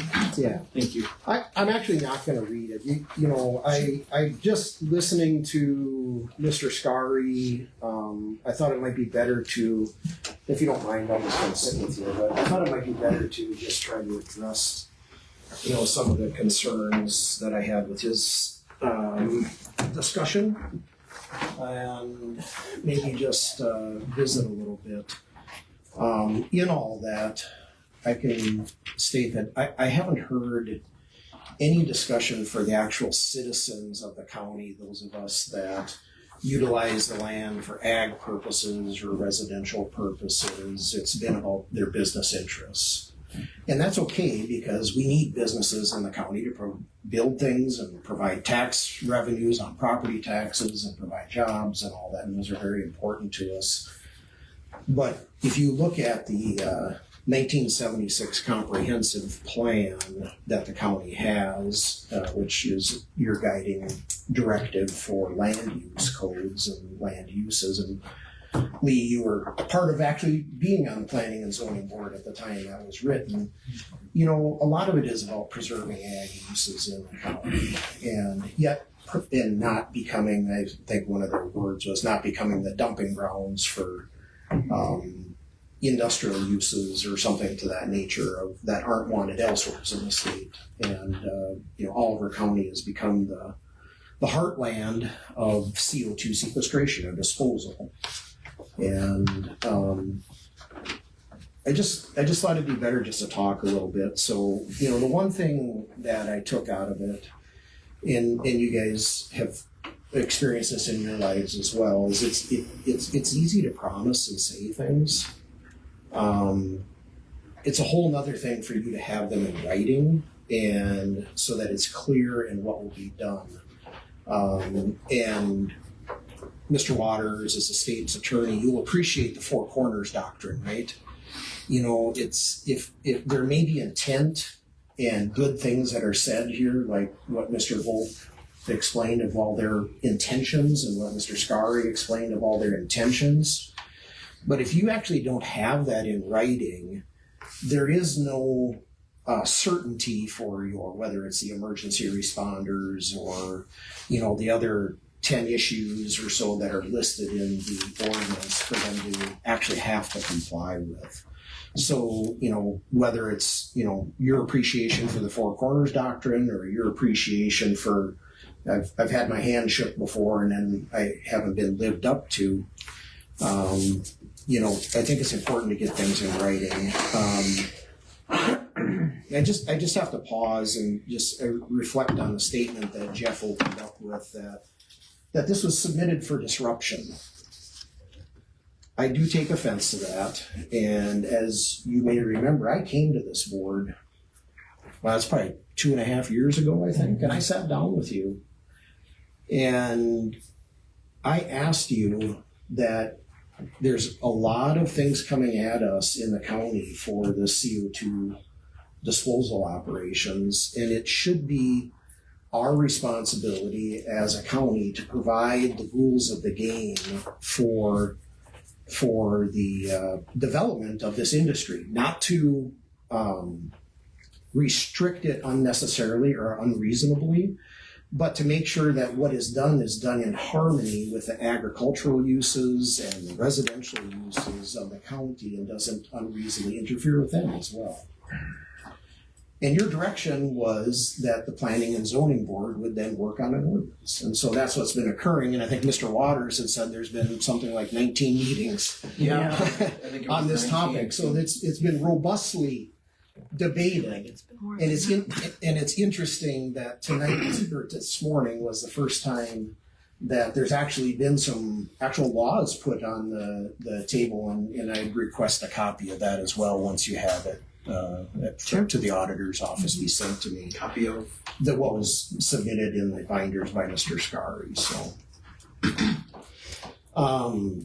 you know, back to commitments that aren't in writing. You know, Jeff mentioned how they're proud of how they did with taking care of the roads, and you know, your road department would have a lot better knowledge of that. But what I can tell you is in the conditional use permit process, I went through planning and zoning for the wells that were northeast of our house, or the well, the stratigraphic test well that the planning and zoning board approved. Ultimately, the commission approved that conditional use permit for that stratigraphic test well. Their truck routes were not to be along our road. They were going to come in from a different way because they wanted to use the bridge for certain size loads on, I don't know, whatever it is, 27 or whatever the Hazen north-south road is. Well, that lasted for about half of the duration of drilling the wells. And then there were all sorts of trucks driving across that bridge and I don't know why it failed, but that bridge failed. And it may have been damaged before that, and I'm not blaming Summit, but it is coincidental that now we as citizens and those that are in agricultural production had to take a major reroute because of that bridge failure after Summit's contractors started driving significant loads over that road. Is there a road use agreement in place? I believe so. Okay. There was. Yep. Okay. And it had specific routes that we were to follow, and we actually had specific members from our company piloting all the semi trucks to it. Because one of the discussions that you have had is how do we enforce our road use agreements? And I think that in the previous road use agreement that you approved, we have some reasonable enforcement mechanisms in there. And I'm wondering if there were any enforcement mechanisms within the road use agreement that existed that Mr. Svensson is talking about. Does anyone know that? Yep, there are. I mean, in the road use agreement that existed, the one that you're speaking about. I don't know that there was anything in that one, because there is in this last one we had. Okay. Kind of a learning curve, I guess, to a point. Okay, yeah, I just was curious about that. I didn't mean to interrupt, excuse me. That's all fine. Just to take us back to the kind of the Four Corners doctrine a little bit, one of the things that was discussed extensively in the planning and zoning process and at the commission meeting was dust suppression. And in that meeting, the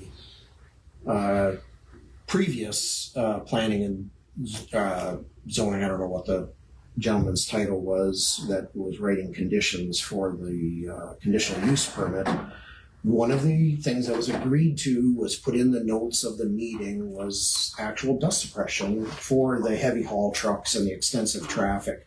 And some of that was coming by our house and a lot of other people's residences and feedlots or agricultural pasture practices, and the concerns of dust pneumonia for cattle and things like that. And so then the truck started coming. And I come home and there's no dust suppression being applied to the roads by Summit. And while they're proud of how they executed on their road use agreements, they didn't happen to think that they needed to comply with Wade Bason's personal commitment in the meeting.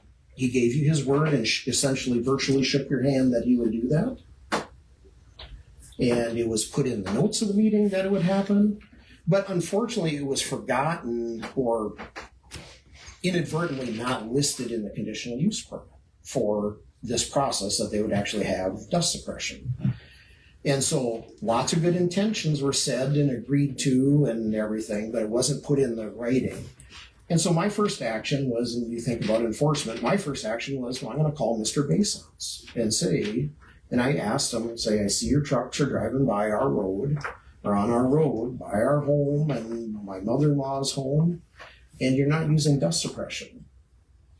No, aren't you going to apply dust suppression? Well, the county didn't require us to do it. It's not in our permit, was his exact words.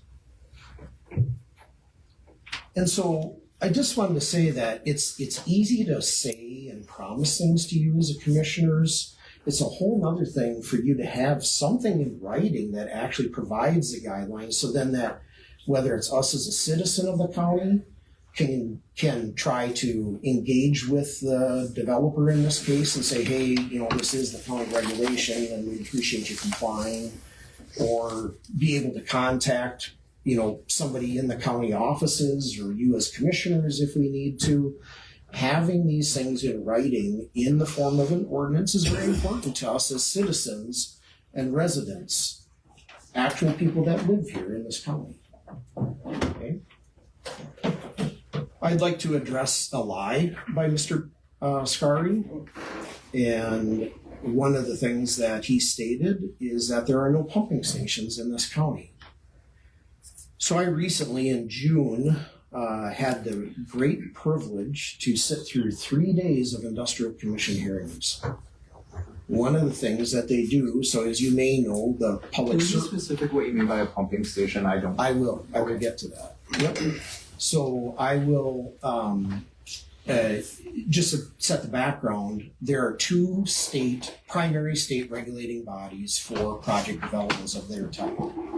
One is the Public Service Commission. The Public Service Commission regulates generally on the project like this, the linear transmission facilities such as the pipeline. And then there is the Industrial Commission, and the Industrial Commission is the one that reviews and ultimately permits the Class 6 injection wells that they talk about having primacy for from the EPA. The Public Service Commission jurisdiction ends at the south end of the county at a dot on the map, if you will, where they then branch off to the injection wells, 2 of which are proposed in Oliver County, 1 in Mercer. And then all of that pipeline infrastructure and injection facilities and wells are all under the jurisdiction of the Industrial Commission. And there's different regulating rules, sections of North Dakota Century Code and federal code that govern each of those. And one of the things Jeff mentioned is there are no pumping stations in the county. And while he is correct, there is no linear transmission pumping stations that you would see on a pipeline like the Northern Border Station in Morton County and those types of things. I sat through 3 days of those Industrial Commission meetings, and every one of the wells that they're proposing has a pumping station on it.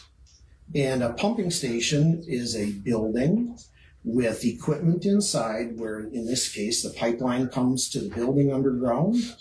It pops up above ground. There's a pig launcher receiver system and a pump. And it's in a building. And it then pressurizes the fluid, or the supercritical fluid in this case. I'm not exactly sure the state that it's in at the pressures that it receives at the well, but then it pressurizes it to something like a little under 3,000 pounds, probably 2,800 pounds or so per square inch, and it pushes it underground to put it in the saline aquifer. So there are pumps in your county, in our county, in my county, and I want you to know that. And so when we came back to when I originally sat down with you, our concerns were things like noise and light and things that, can be trespass of across, their leased property lines.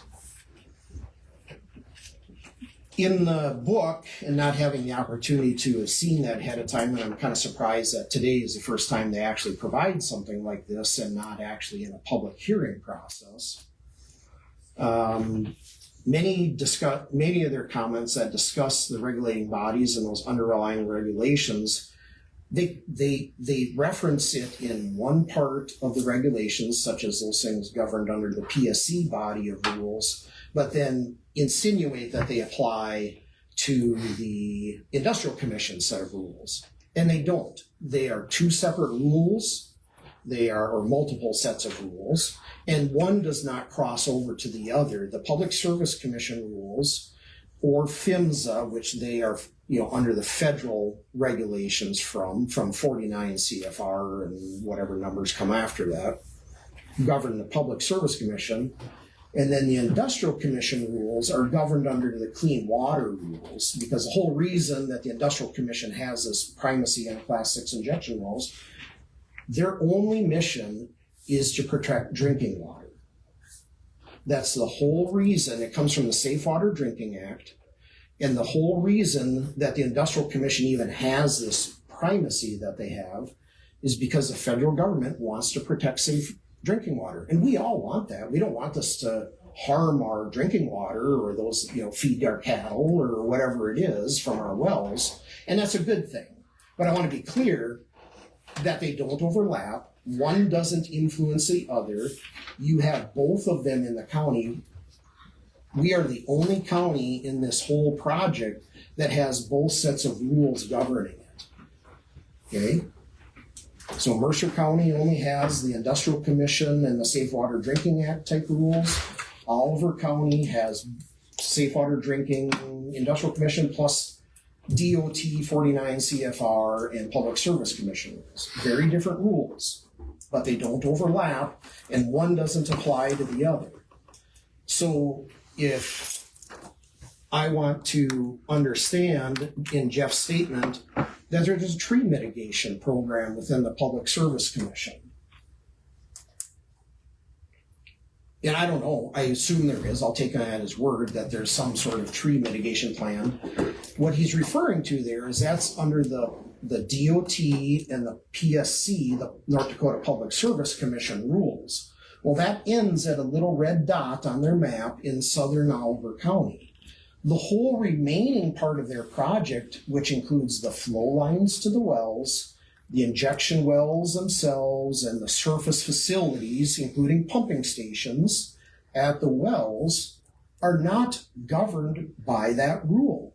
That rule only governs up to the red dot, and then the whole rest of it is ungoverned on tree replacements.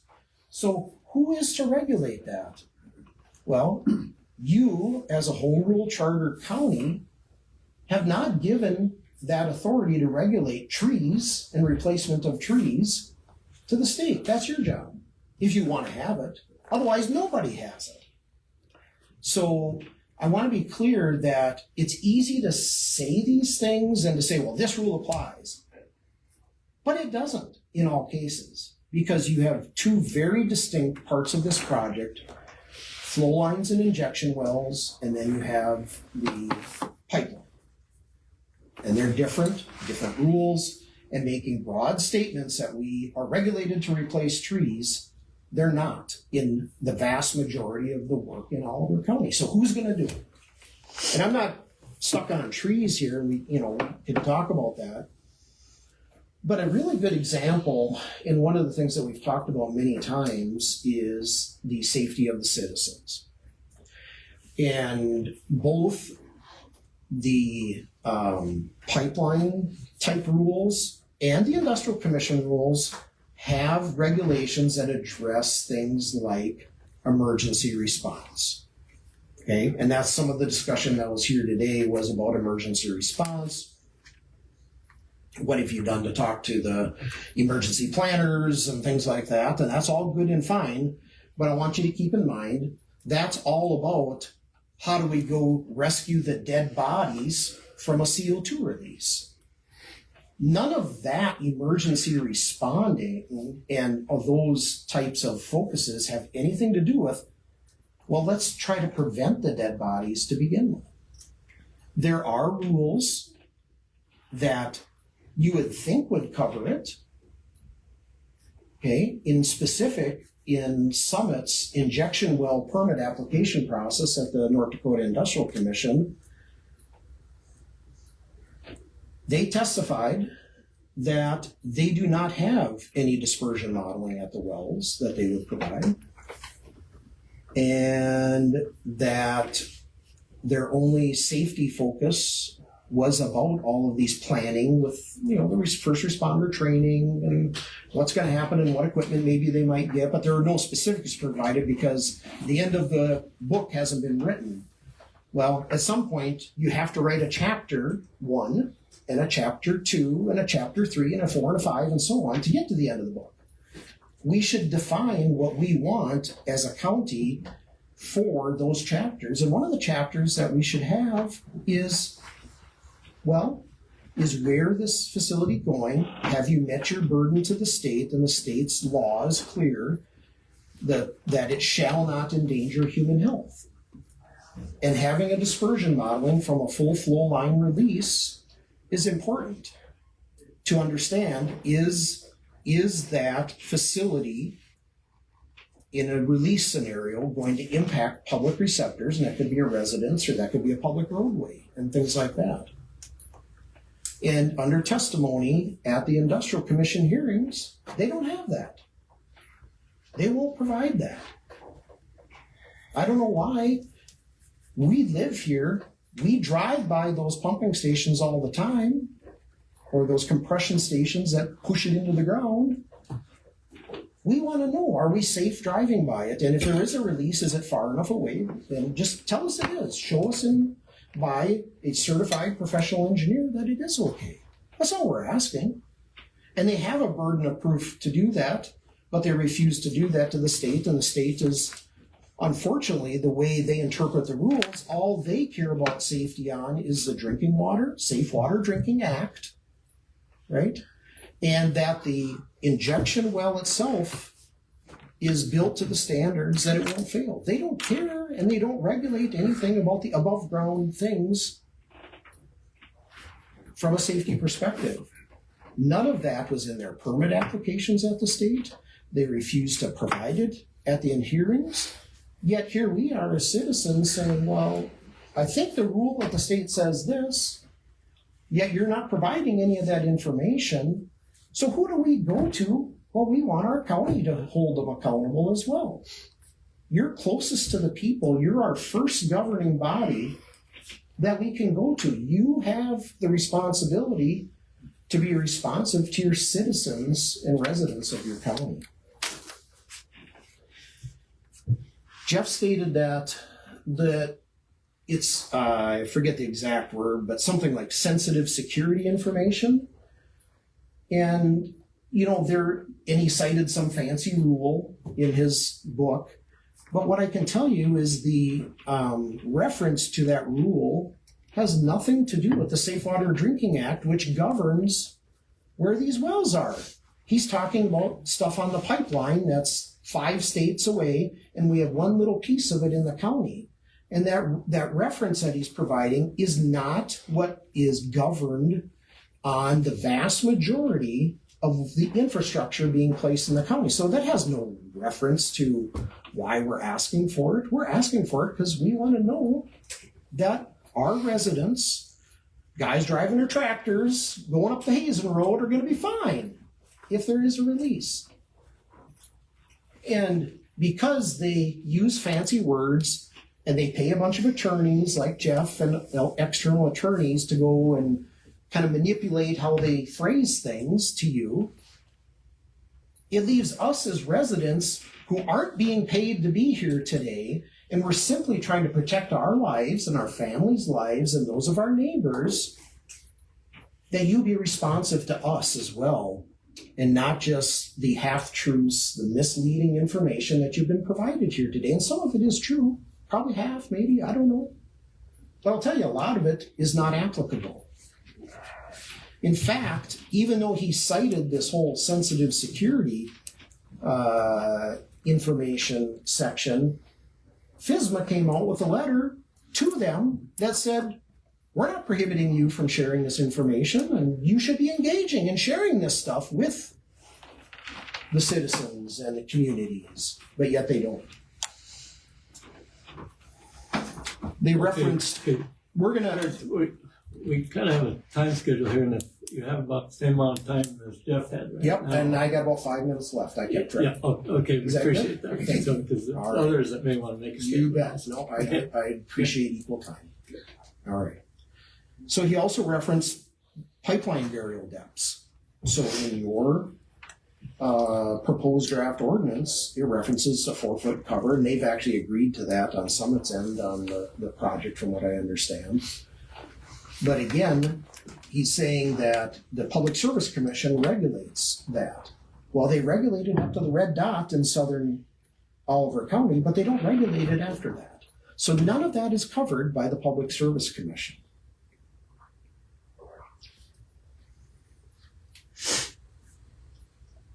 One of the things that we've asked for is to be very clear about the emergency response personnel, who almost everyone, other than maybe the deputies that may respond, but you know, your ambulance services and fire services and things like that, almost every one of them that will be responding in Oliver County is a volunteer.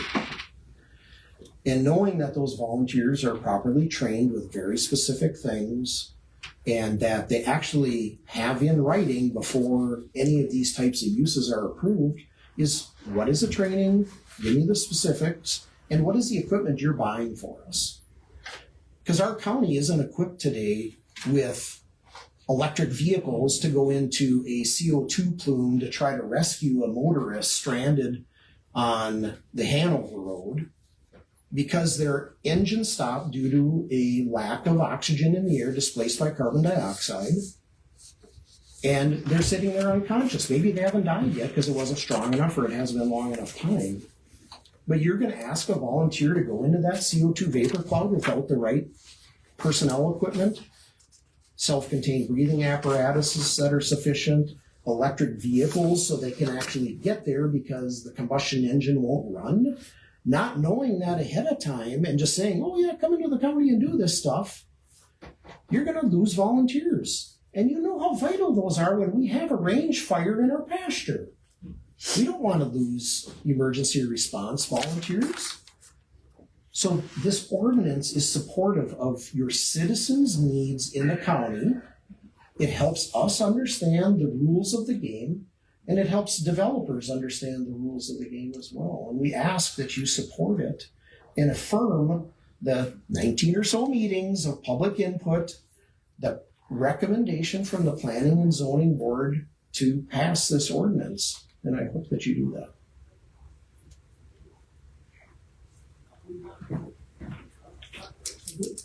Okay, thanks, Chip. Okay. I do have a question about that. So you, not of you, but you made a very good point. So your position, and please correct me if I'm mistaking, is that your position is that the PSC ends at a specific, their authority ends at a specific point. Yep. And thereafter would not be covered. Do I have that correct? Not by the Public Service Commission. What is Summit's response to that? Yeah, that is true. There is a point at jurisdictional changing point. I think what's important to understand is that from that jurisdictional changing point, with respect to, for example, trees and shrubs or other things, we have 100% voluntary signed easements with every single landowner in Oliver County and Mercer County. Every last one, 100%. We work through the issues on pipe depth, trees, etc. That does exist. PHMSA audits are pretty robust, right? We've designed our pipeline system. We're not changing the way we construct our pipeline just because there's a transfer from one entity to the next, right? It's just a bit of a formality, but not the way in which we construct. It's not like we cross the river and things change. It's still the same construction design materials all the way through. So, and just like Wade lied sitting in that exact chair about dust suppression, and then because it didn't get written into a conditional use permit and then said they don't have to follow his promise, all we're asking for you is to say, we appreciate that, Jeff. We agree with you, Jeff. We're just going to have it in writing that you comply with it. Thank you. Yes. Okay. Yes, hi, good afternoon. Good morning, Commissioner. My name is Joe Swenson. I'm a resident of Oliver County, son of Kurt Swenson. I reside on the western border of Oliver County, on the border with Mercer County. Closest well site to my property is not in Oliver County. However, I encourage and support the ordinance that is in front of you. As most likely, no offense to anybody in here, I am the youngest landowner in this room today. I would strongly encourage you to consider not just the consequences of today and the decisions of today, but the consequences of tomorrow. I encourage you to consider that while the things you are discussing in the ordinance in front of you today may not necessarily affect you in the future, it could affect me. I grew up in Oliver County. I moved away for school. I moved away for my career for a while. I chose to come back to Oliver County and make this place my permanent home. I chose it for a reason. I want other people to feel comfortable making that choice. I support development. We, Swenson, Smiths, support development. Development is good. Responsible development is better. What you have in front of you today is responsible ordinances. This isn't for your future. This is for my future, my children's future, your grandchildren's future. I urge you to consider that in your approval of this ordinance with the understanding that there is nothing prohibitive in this ordinance.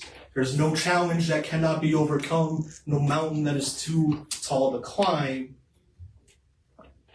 As Kurt put it, this is the right thing to do, and you have the authority to do it. Please approve this ordinance, not for your future, but for mine. Thank you.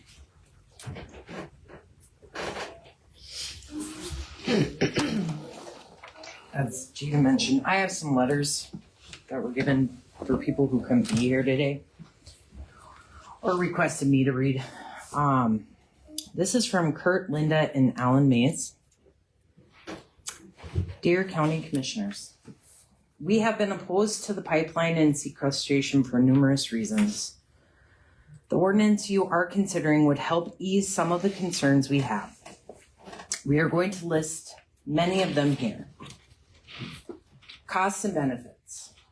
The main beneficiary of the project will be the out-of-state billionaires who stand to make billions. Once their billions are made, the state will assume the responsibility for the pipeline and stored CO2. How much of that cost and responsibility will be given to these counties? Do you know? Some farmers will stand to gain a lot of money, while others will receive nothing but the risk of being near the CO2.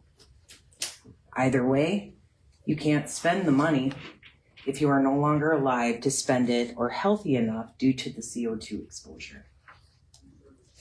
We believe that the county needs to consider the welfare to the taxpayers in the county. Putting in some county regulations in this document being considered helps with this somewhat. No one can answer how it will affect the value of our property. They did a study and it didn't seem to affect the value of the cropland. But what about the value of our homesteads? If someone wants to purchase a home in the county, will they purchase a farmstead that is near or above the CO2? If they are considering two places, one near the CO2 and the other far away from it, which will they choose to purchase? That has never been addressed. We got a building permit a few years ago, but have been reluctant to spend any money to fix up our place. It was supposed to be where we would live the rest of our lives, but now we are not sure. We are too close to the pipeline and too close to the sequestration. It makes us so sad to think about that. Alan loved this place too and was hoping to live here someday. Summit has changed all of that. I would hope that we want better for our county. If we feel that the way we want buyers looking for places to live will also feel that same way. I know some of the people we have talked to said they would not want to buy our place. What does that tell you? Will we lose the money we put into our place and pay taxes on? Can you answer that? For that matter, how will this affect our county? Will people be willing to move here if they are closer to the pipeline and sequestration sites? How will this project affect our county's development? We prefer that our locally elected county officials do all they can to make things safer and easier to live with for its citizens. Summit has said that they have insurance for an accident to the pipeline on farmland.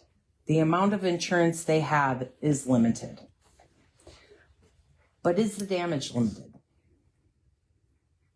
There were questions about the amount of insurance they had to cover the damages.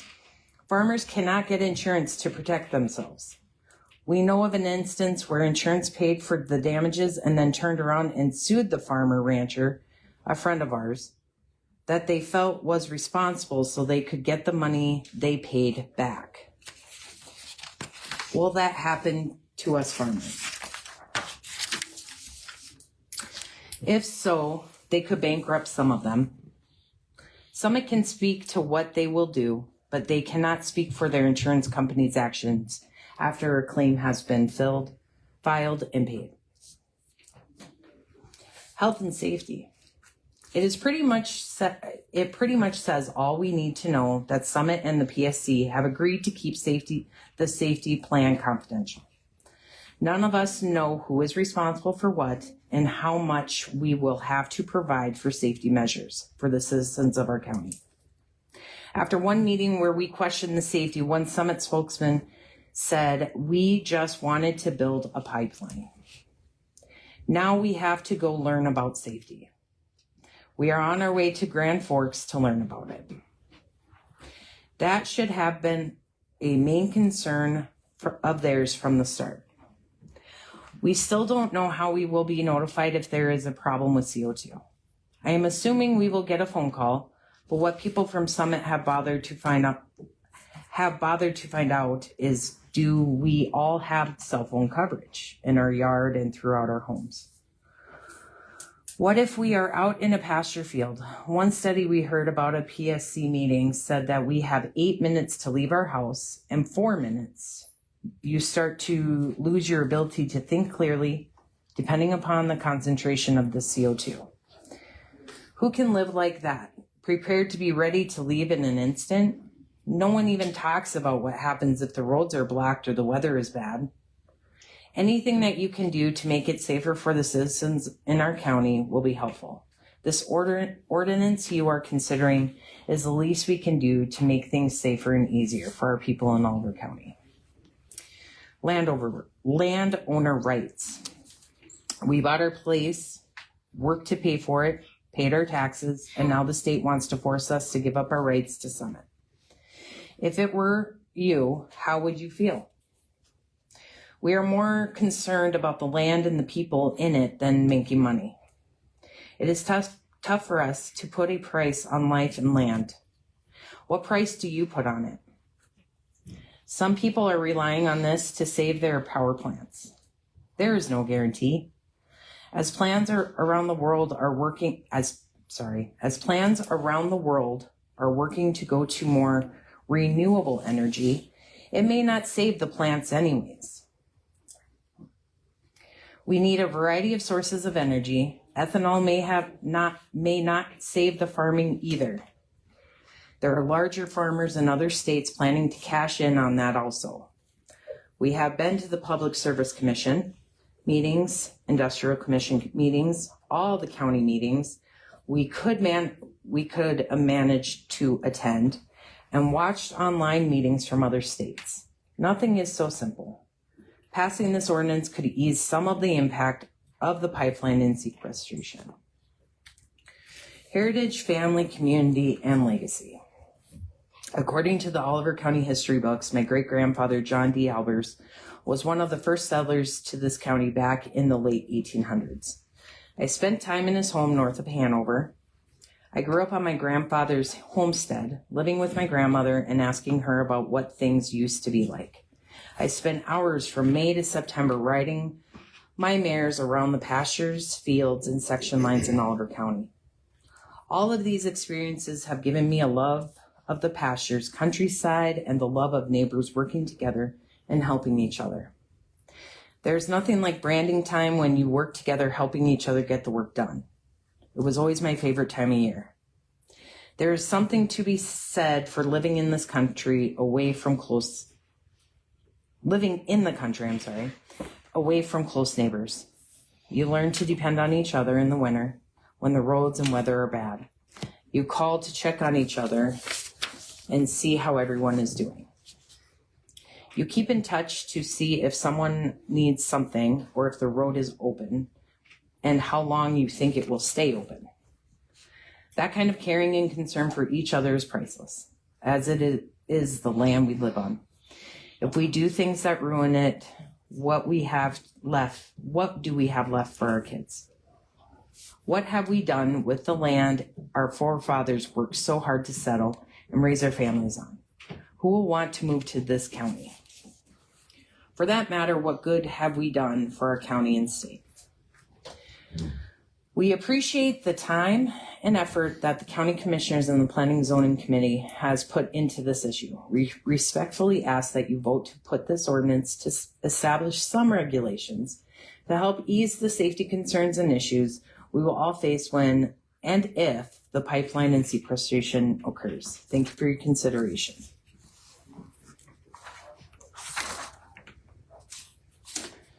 This is from Cassie Smith. Good morning, Commissioners. I am writing on behalf of my family. My husband Gary and I are Oliver County residents and landowners and plan to be for the foreseeable future. This is why I'm reaching out to you to help us protect our legacy for our future generations regarding your agenda item of the CO2 ordinance amendment. The CO2 amendment will help guide future decisions by Planning and Zoning Committee if an application is submitted in the future. The amendment will assist in keeping your constituents safe as we continue to live in the lifestyle we have come to know and love in our remote areas. It does not prohibit carbon dioxide sequestration at all, but only enhances transparency between the developer and the county. Many of the things mentioned within the ordinance amendment are not regulated by the state, as many people and or business may think or say. Just to name a few, the noise or light trespass off-site, coloration of infrastructure, dust control, safety issues, etc., are not addressed by the state, so the county may impose their own regulations on these and other potential concerns that could arise. After so many meetings, public hearings, blood, sweat, and tears that the Planning and Zoning Committee has put into this, I would really hope you will follow their recommendation and pass this county ordinance for the betterment of Oliver County. Next one is Michael Schmidt. Oliver County Commissioners, I want to write this letter to encourage you to support the CO2 ordinance amendment that was passed from the last Planning and Zoning meeting, since I have prior commitments and I am unable to attend today's commission meeting.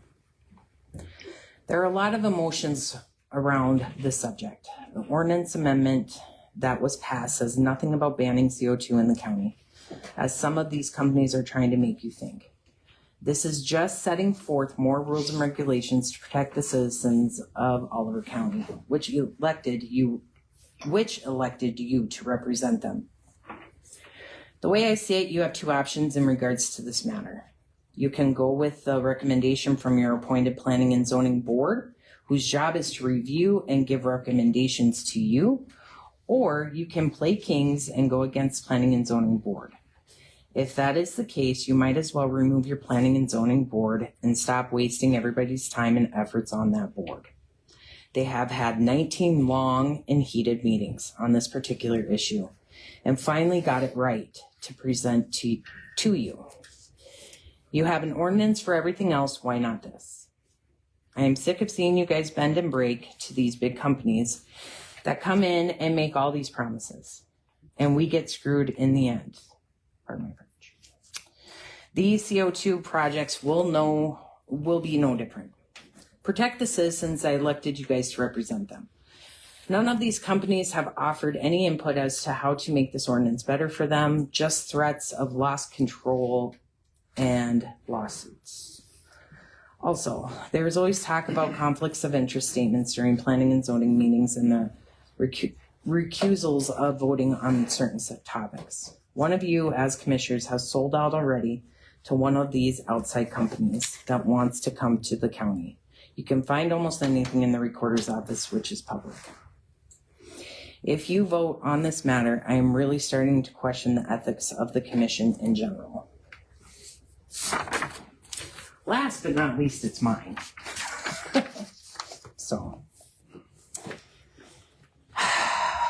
Commissioners, I stand here today not as a county employee, but as a resident of Oliver County. I moved to the area 10 years ago with my husband in hopes of setting our roots and building our family's foundation here. The Planning and Zoning Board received a request to put an ordinance into place if the CO2 sequestration would come to Oliver County. Through countless hours of hard work, they combed through the ordinance so that the county may have transparency, if and when it would come to our county. With the residents in mind, they were able to build an ordinance that not only protects our residents, but also those who drive through or work within the county. Not only is this ordinance important for safety and health of my family, it has a greater impact with my involvement with Oliver County Ambulance. When I get a call to a scene, I want to have all the training I can receive and tools so I can assist those who are in need as well as be able to come home to my family. This ordinance provides reassurance that these companies will have to have a plan in place prior to breaking ground. I have been told that these companies already have all the stipulations of this ordinance in their plans that coincide with North Dakota law. If they do, perfect. I am not sure if they will have the parts about weed control or planting of trees, but that is why the board has put in those stipulations to ensure that things do not get missed that are important to the county.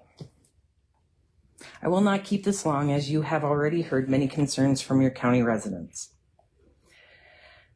As a county, we have ordinances for wind energy, coal excavation and mining, gas and oil, amongst numerous other entities that want to come into our county for the safety, security, and future of our county.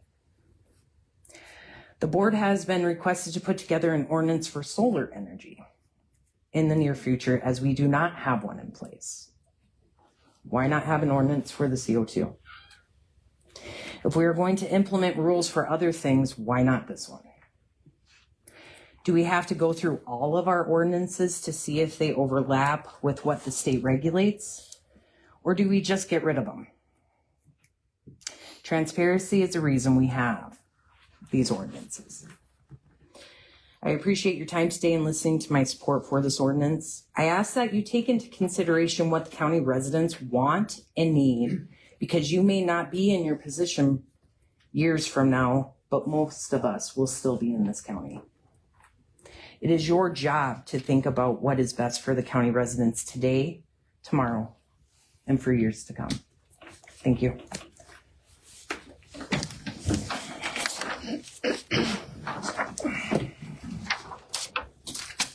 Anyone else have any statements they'd like to make?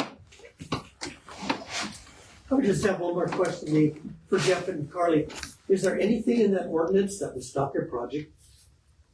I mentioned to Carly the other night of planning and zoning, and I didn't have a chance to get back to you, but would it stop your project? I just finally got to read it again, so I'm just. You know, Dave, I think we've been clear through this whole process. It brings significant risks, and we don't know the true answer for that. It absolutely could, or it could not, but it poses enough risks that we don't know right now, and that's the problem. So I'll add to that I think the point of what I was trying to describe today is not that there isn't anything in there that's important, but that there is a place where it is covered.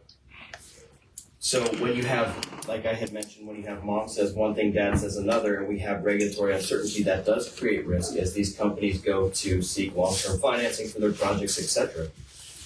So we heard a lot of emotional pleas here. We have injection going on up in Mercer County at DGC. I drove by it in Richardson on my way today. We've been injecting CO2 down in Bowman. We have a 200-mile pipeline.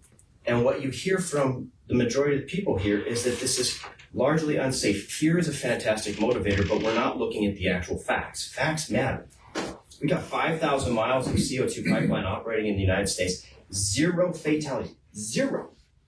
Not my words. Look it up. It's under PHMSA's rules. It's under PHMSA's database. It's not the fear of this being as dangerous as they suggest is an emotional plea. The regulations are designed, are being brought forth, and I really wasn't going to do this. We have, of the majority of the people speaking here, including the new planning and zoning, they do have conflicts. They are interveners in our actual injection lawsuit. So clearly they're concerned. And we have provided this information. And so to answer your question specifically, yeah, these things do have a negative impact in the sense that we have Rule 1 and Rule 2. And who are we going to follow? And for the citizens of this county, if you show up, and I mean no disrespect to anybody in this particular county, but you come to this office and say, can you please enforce this provision? compared to the 15 to 20 different inspectors that you have with the NDIC, they're going to be able to do the job. We're creating confusion. There's been some emotional pleas. They're somewhat misleading. There is coverage for those issues. So the question you asked me is there anything here that we can't comply with? No, there's not. I mean, largely there's not. We have complied with this with all kinds of different agencies. This is another attempt to add another layer of essentially governmental control that already exists. So, Okay, if I could address the weed control. Sure. Back when Southwest Water came in, okay, 8 of us had to sign a letter to Southwest Water to get them to cover weed control. Wormwood was the biggest culprit, right? Sure, yeah. Everybody's tired of it. Well, they get Dave Hopman hired, lives in Hazen, he's taking care of it. That's a concern that isn't really covered anywhere, so this ordinance would cover something like that. Sure. That you'd be responsible for weed control. So things like that. Yeah, so for example, in our surface use agreements and in our pipelines, we address these types of things, and I can tell you, and I'll just say this publicly because it makes sense. If you have a pipeline on your land that is governed by one of these permitting agencies, and if you, for example, call me and we don't respond, call the PSC. Watch how fast we jump. You have a weed board that can identify specific problems and report that specifically to the PSC. You don't need an ordinance to do that. The weed board can write a letter today whenever they want. They actually have that authority. They can contact these entities. Those actual entities have the strength and authority to pull back permits. They have a heavy hammer that they can use. These things work together so that this all comes together. Not trying to take jurisdiction from somebody else or back and forth. So there is mechanisms that exist.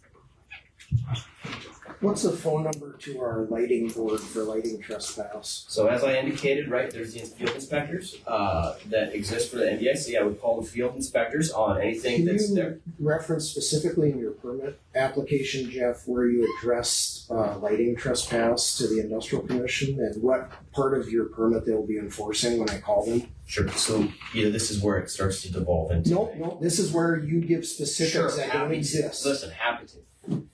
So when you get into a situation with a well site, we have how many well sites in the state of North Dakota?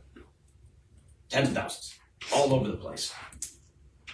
If there's a problem with the lighting, and by the way, for specific to Summit, ours aren't near any particular property, and if the county wants to do an ordinance that says that the glare goes down, that's fine.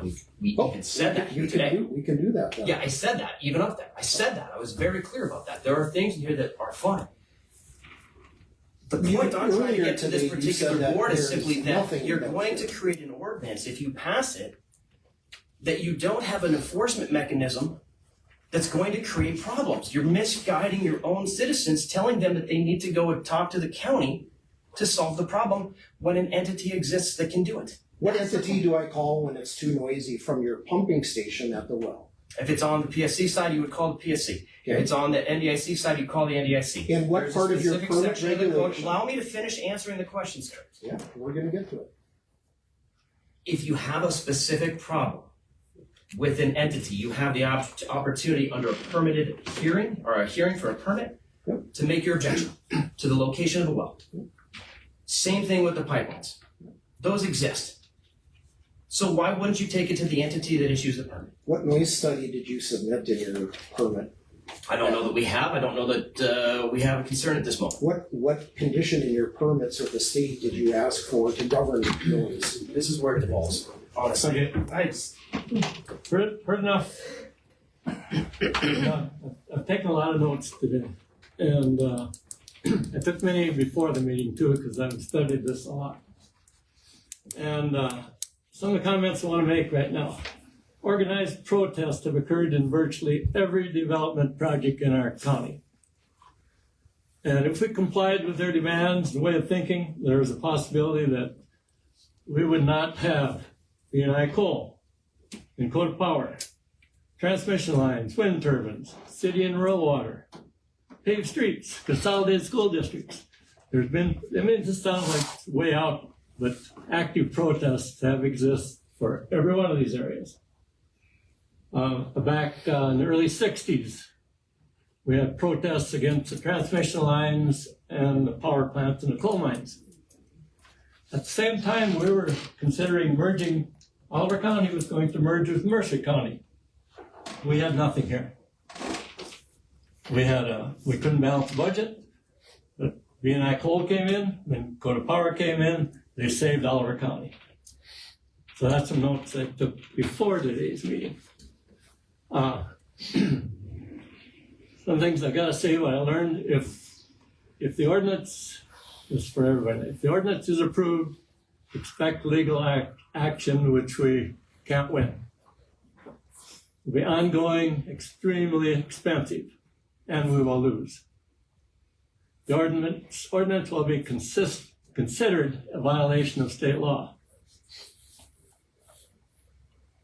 And if the ordinance was approved, we probably couldn't enforce the violations.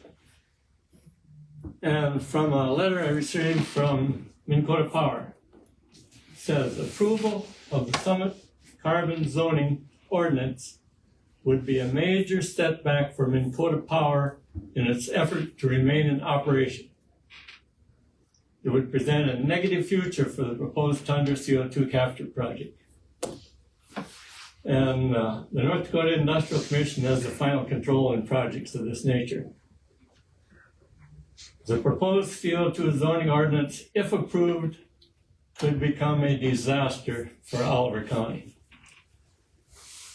So at this time, I'd ask for a motion to reject the proposed zoning ordinance for Summit Carbon.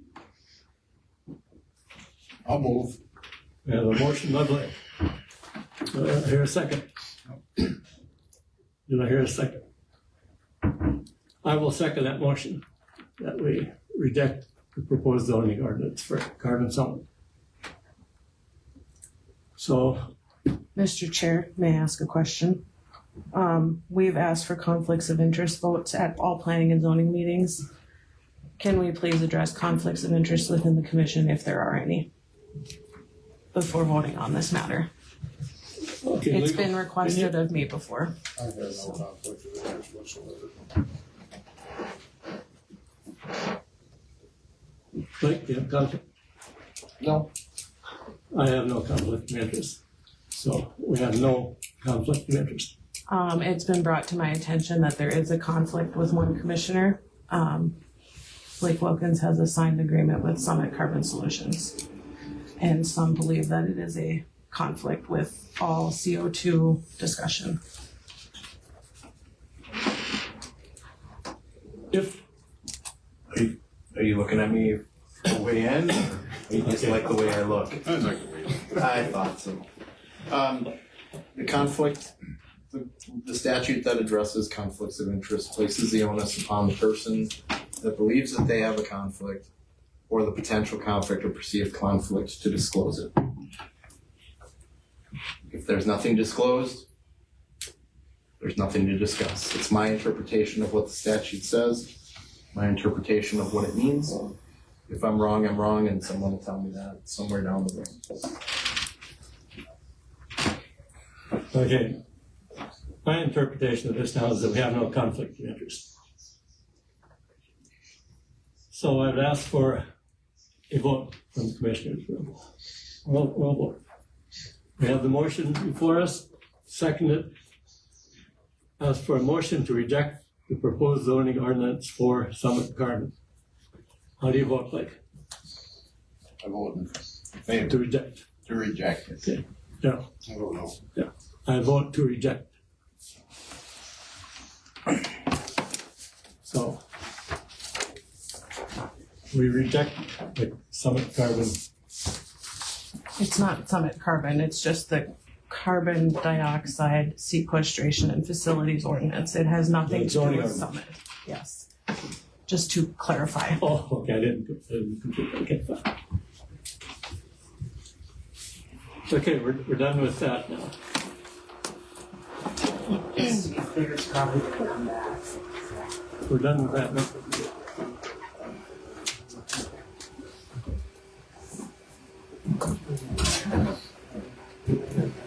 Right here. Yeah, it was approved by Planning and zoning. Oh, and then you guys denied it. Oh, okay, I didn't read this. Yeah, right there. No, I'm good. I'm gonna go move my daughter now. Stand up. See you later. Come on up. All right. What do you have? I see you want to be on the agenda.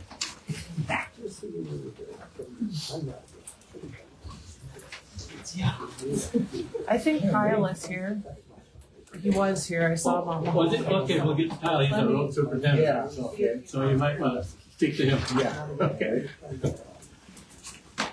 Where do you live at, Joe? I'm from Bismarck, right now I'm setting up that place in Sanger. We're missing our secretary. Okay. I was just making conversation. Find out where it is. Oh, I'm It's in sorry. Oliver County. Yeah. Is it in Oliver County? The town site of Sanger. Sanger, okay. Sam, you drink too much water.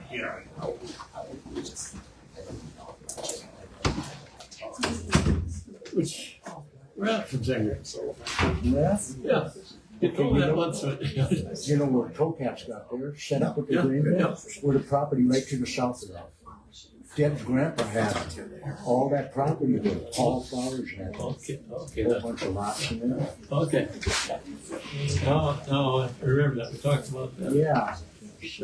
That all came about. Okay, we'll discuss the road issue when our secretary gets back.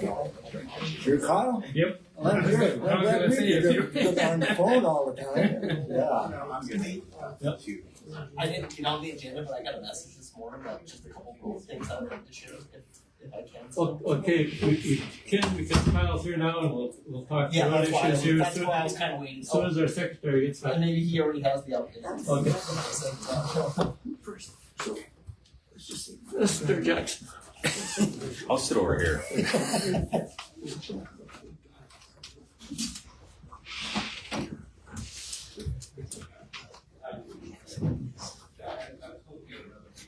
Oh, one nice cool day out there, and it's gonna kick in again. Oh, yeah, it's gonna kick in here next few days, but next week, Yeah.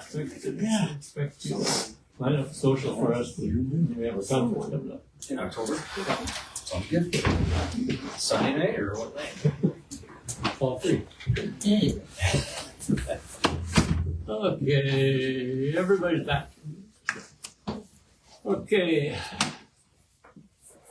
Earl Wagner. Yes. Okay, tell us your road issue and where you live. I'm in the town site of Sanger there. I'm in the southwest corner. And I got the street running past me. Main Street comes up to Tocat's, turns and comes past my place and our property towards the old brown house where it sits in the corner there. Well, the road was fine and stuff until I had real water dug in here, month and a half ago. Well, then that all got disturbed up and that got pretty muddy there. So every time it rains, you've got a lot of issues there with the people almost getting stuck on that road. So I'm just putting in, asking the request, if I can get gravel. I understand we're an unorganized township there and stuff and all that, but I'm just asking a simple question, if I can get gravel on that road or not. Or if I have to. How long is the road? I'm guessing maybe 200 yards total at the most. Yeah, it's If that. Probably, yeah. You've been by there? I know where it's at. Yeah, I live down that way, so. Okay, yeah, from Main Street area by Tocat's all the way past our property and to the brown house there in the corner of the abandoned house. So how many would benefit, just you for this gravel road or the other one? To Tocat's too, and then Andy, the guy that's setting up across from there, he's got the worst of it there, the muddy water, so. Wouldn't that be considered private drive? I don't know, it's in. Well, that's what it is, you know, private to.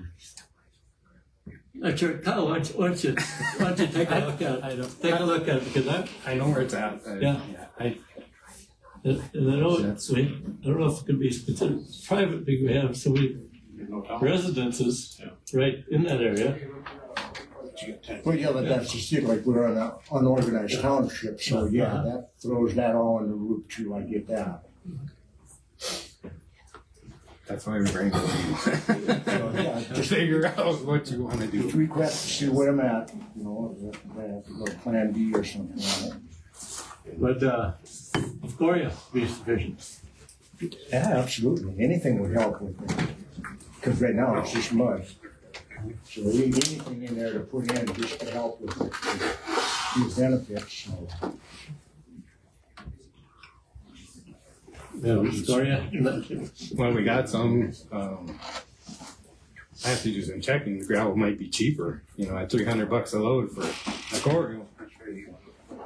Yeah, you know, before it would have been cheaper, but I gotta look and see what the price is on that gravel. It might, if you're gonna do it, it might be cheaper to go that way than the.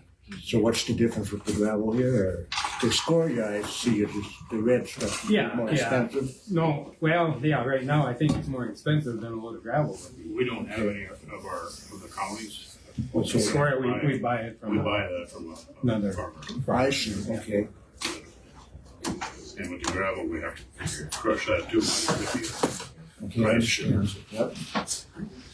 Well, I guess for the discussion, we can't promise anything, but we'll try and help you, and Kyle will take a look at it. Maybe there's a few areas that we can fill in that would help. Yeah, I'd have to go and look at it. Other than that, I can't. Is there any of that, there's no other gravel other than that? And nothing that we could, 2-3 roads that we could sweep up someplace? You know, even if it's a little sandier, that wouldn't hurt that. Yeah. How about that stuff, that block that you did? Right now, they're trying to dig up more in the way they are, so I don't know. Well- I can ask them once. I mean, they've been. I mean, a couple loads would take care of it, wouldn't it? I would think so. It's got to be close, I would think, Has it been because it ain't it ain't wide. I've been dumping it on the Hanover Road. So. I mean, like I said, it ain't it ain't 30 feet wide. It's No, just a narrow little trail in there. It's not 15, 20 feet at the most. Yeah, if you're lucky. Single lane. Right. Yeah, Right. just a one-way trail almost. Yeah. So I can ask them and see if they would do it. I'm not going to positively say they might. I don't know. Okay. Lattner's ones that they're hauling gravel from the Sanger Road down there. They're hauling it there to the That bend. big tip to the south that's Yeah. coming out. Yeah. Okay. So there's a chance Kyle's gonna check, see if we could get some from them. Okay. See if they would throw a load or two in. All right. They might. Might even haul it down. Yeah. They might even haul it down. Yeah, the problem we have is that it's probably a private road, and we can't really, can't it's do kind of anything right in with the private road, but we'll try to help you out. Yeah, well, that's a section line to the south that runs along there. Then it turns in, well, okay, yeah. So, the city street is considered private there, because that is, you look at the zoning map, that is a street there. That can go there, but, like I said, yeah, like I said, like I told you, you have to come here and ask. just asking, just find out what we can do. Okay, well, Kyle, we'll work it, we'll Okay. try to help you. if we Yeah. can. Sure. 701. 740. Okay. So, That way I could. yeah, just so you to take the belly dump and just come through there. It'd be easier. The other question is, when you dump, do your maintainer will come through there and level everything, or do we have to have somebody else do it? If they're in the area. Yeah, I know he does a great job on the road out there. He goes right by it. So. We'll try it, we're not saying no, we'll try and get No, okay, something. well, no, I just asking. So. Okay. All right? We're good? Okay, well, thanks for the time. Appreciate it. Thanks for coming in. Yep. Okay, more road issues, okay. Not issues and Big Jim will cover. Just gonna kind of give you an update that we did finally, it's been a little bit of contract problems between our parent company and more, but I think we finally came to terms here, so they are gonna start the design work now on that overpass that we brought up earlier this spring, so just had some legal issues here that is for between companies, but I think we should start moving forward now. But so that will be a next year request then coming in with finally actually, a plan and design once that accomplished. But I know I gave you guys the update before that we're starting to work with them. It's now just happening, so just a few delays, so I wanted to share that. Yeah, the only things I'll add is we do plan to have a public information meeting. We plan to have 2 alternatives that we preliminarily design that will come to you guys. I know site distance and just general profile of the roadways is a big concern. I think Daryl, maybe you and I visited about that, I can't remember. So there should be a couple options there, but we're just going to be getting into the design right now. That has to be advertised for 2 weeks also before you have The public meeting, yep, and it might even be 3. I'm not sure. Yep. PSA told us that. Yep. I will likely just hold it here, I would assume. I guess I haven't thought through those details, but we'll coordinate all the timing and stuff with you guys. I should think of 25 anyway. Yeah, I mean, that would be the earliest but I would be thinking hopefully early next year we'd be able to come in with, final asking for final approvals and what would it all be. Likely still wouldn't construct that year, but there's a chance, you never know. Some of it we talked a little bit with more is availability of contractors for bridges is a little limited, so some of it would be based on that. If we got things approved and there was somebody available to do it, we'd probably jump on it, even if it's not needed for a few years. That overpass, that would is more in the 27, 28 timeframe for realistically when it would be needed. But if we could, just based on what we've heard for availability, it would be somewhat based on that where I'd go with. With that, again, not to get so detailed on it, but the other part of that is we will probably have come in for an ask of temporary access, because we'll probably want to construct that, but we also potentially, depending on when that timing is to build that, again, the contractors, we may have to have temporary access over onto that other side, some sort of crossing, and whether it's just how that looks yet, whether we have to have a bypass or what would it look like. Detour type. Yeah, it would just be a temporary type thing, but that would be all based on timing. So. Anything else? No, that's all I have regarding roads. Sorry to make all just steal 1 more minute since you guys are here. I will send out invites to all of you, but I've been trying to. It'll be in the paper here coming up also. But just put it out there. September 13th, B and I will be holding a celebration out at the mine from 2 to 5 o'clock, and we're inviting anybody and everybody that likes to come. We'll be sometime this fall delivering our 200 millionth ton of coal to Minn Kota. So Is that it? What? Is that it? Yeah, that's it. Over the last 54 years, that's the number we came up to. So, And it's all accounted for, right? the accountant, the bean counters that worked on that number down to the last crumb. Yeah. So, just to be some food and fun and a little bit of celebration of that. So that'll be an event for the public and our employees and everybody. What time is it? It's gonna be 2 to 5 on September 13th. It's a Friday. I think, I'll say, I think we'll try to invite most public officials, a lot of our landowners, but not everybody's going to get a postcard to them. So I also just, if you guys talk to people, the public are welcome. So it'll be. It's Friday the 13th. Good. When Ryan, that was Ryan that picked that one, and I kind of winked at it. So I was like, "Ooh, what are we asking for today?" You had to come up with that one. He said it. I wanted to make sure that.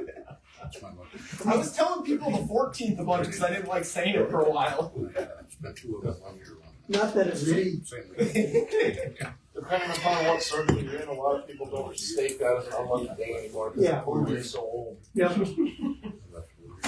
I'm there. Okay. Before I forget, Kyle, I called you on that noise air brakes. Well, no, Jim has info on that. People of Hensler. Who? On the Hensler or on the highway? The ones that Max Smith, who he said he talked to his neighbors. He lives right down there in Hensler. And he said he didn't want to complain until he talked to all his neighbors. When they redid the Hensler Road, there was a sign up in Hill that says that didn't allow air brakes, and that sign was removed during the road construction. Jake brakes. And I talked to Kyle about it. Kyle said he thought there was something to do with it was illegal to put that sign on that road, or? We thought, yeah. Well, you can't put a Jake Briggs sign up there, because then you're distinct, you're picking on. One. I don't know what the sign said, though. I think that one said Jake's on. I think that did, that's why it was taken back. Yeah. Okay, you remember some details on that. Okay. Yeah, I guess that's specific. I guess that's not where I was thinking when you and I visited, like that specific sign. I mean, you can put the county can put a brake sign up there. Yeah, you can't pick on it. Right. Yes, yeah. Okay, would you do that, Kyle? Because there's, would you do that then? Get a sign for that to put up there? That's a 5 mile hill coming around. That's the thing. If you top off that hill, you won't use your Jake Briggs or something. You can be doing 110 miles an hour and you get that stop sign. Add a dead stop on top of the hill. Yeah, it's a long way down. You know, So you're saying, but do we we shouldn't do it then? I don't think so myself. And how do you enforce it though? Do we have a noise order or anything in place anywhere for anything? You know? Of signs, I think should be able to. But is there a law behind it? I mean, for the county itself, that's what I want to know. Yeah, I guess I'm not sure. I don't know either. I know there is on the state. Yeah, state. I don't know. Yeah, I don't know either. You know? Who would know? State? There's a sheriff's office. I don't know. I don't know if they have, like, you're talking like a county, notice ordinance type thing? Yeah. I have no idea what that would be, I guess. Yeah, I don't know. I don't know how you would, you have to put something out there because there's no way you'd be able to have somebody there, 24 hours a day. I know Dale Benson did, talk about it a lot. Yeah. He tried to stop many different trucks, himself. Usually don't work. That's what I told him too. I said, it's not a good idea. Well, and then I had Wisecapper the other day on the highway, and I told him, I said, I got no control over 200. You got to go to the state for that. So, No. But I know common sense would tell the driver that when you go past a house, the guy's close to the highway, you'd shut that off. Wave a light. I mean, I always did, but I mean, that was me, but. On the conversation with Mac, he said that it was kind of the whole community was kind of getting together and he got elected to call me. And he was real decent about it. I expected to get chewed out, but he was really nice about it. I haven't gotten back to him. So is it the no engine brake sign? There you go. That's what I was trying to. Yeah, that's I think how it was said. because like legally the county can put that up. Right. Logic or practicality of it, I agree with you on that. And then as far as enforcement, I think if they happen to get caught, if you're sitting there by chance. Yeah, because I mean, granted, I don't know like the specifics of it, but like, there's various things, it has to occur like in law enforcement's presence. So like, I mean, I don't know, I guess specifically to that, I don't know, but I don't know if Patrick rules off that. If it doesn't occur in your presence, I mean. Yeah, how you gonna know? I mean, you can say this or that, but how can you I mean, prove if a it? person is willing to write a statement, but I mean, then it's kind of turns into a situation of transfer, You're saying- you versus them rather than, whatever. So that's not necessarily bad. But a guy could still put a sign. But I mean, yeah, that's. Some people follow rules. So I was gonna say, signage sometimes is enough to deter some people, so I mean, some do. Some do. I guess I would like to see the sign go up. Yeah, I think that'd be a good idea. So For where you're gonna put it. Because if you gotta almost put it by the. Well, you could put like no brakes Well, next you know, following miles. you almost Yeah, have to because I do mean, the these- trucks need time to slow down, of course. I mean, they gotta do it somewhere. Could you put it right on the south side of that curve? Like where the Oh, complete where the exit goes in. go into Hensel? Can. Would that be, if I'm talking to everybody. Yeah, goes. Well, it'd be right by what's his name we were just talking about, right before the place, and it comes around and by Ogden's, Yeah, Ogden's or by Dale's Road? Like Ogden's, it'd be just, to the south of Ogden's, yeah, I'm going right there, so I was gonna say north. Okay, you probably know the best place to put it, that would consider. That would cover the town. Right. That's what Yeah, like I don't know, I guess if you guys know where Max House is basically the furthest southern house when you're going north on that 28th Avenue. He's the first one you can make that corner. Basically, there's no other structure. I mean, it's not right off the road. I mean, you gotta drive a little ways on the road, but yeah, it's the furthest southern house. Yeah, I think so. I think that's who is there. I think it's, like I said, you come in just around the corner by the tree. He's right at the corner, right behind the bar there. Right behind Yeah, well, where it used to be. Yeah, it used to be. Used to be there, but yeah. That's what he's at. That's the only thing I have, just.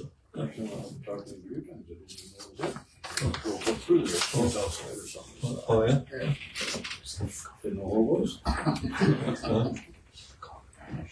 But, are you getting any calls for wind towers? Rolling?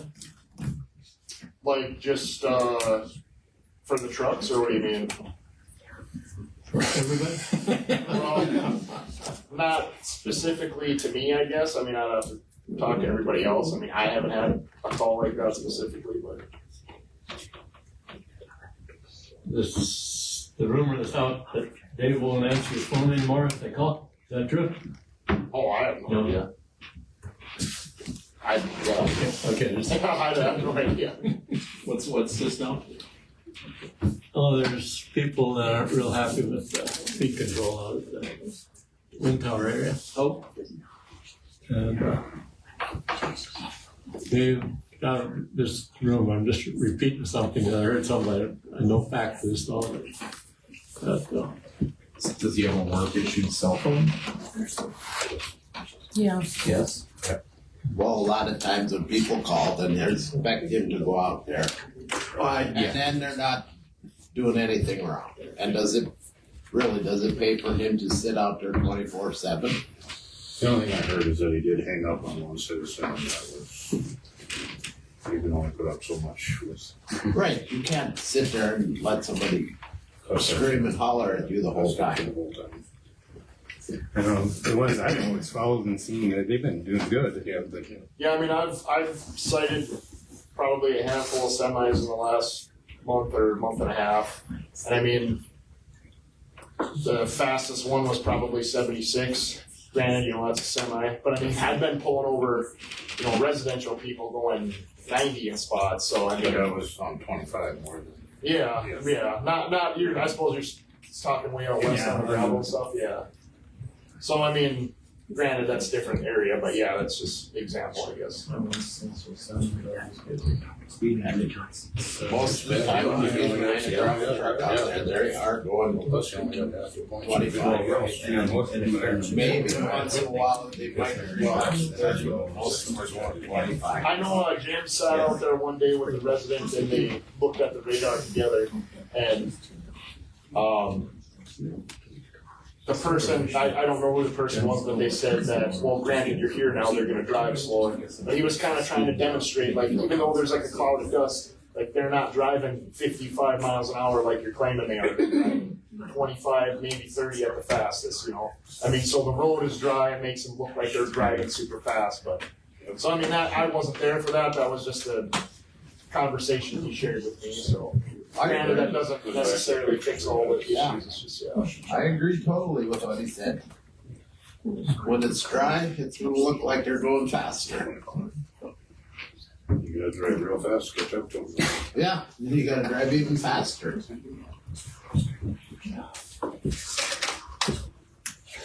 Okay, I'm done.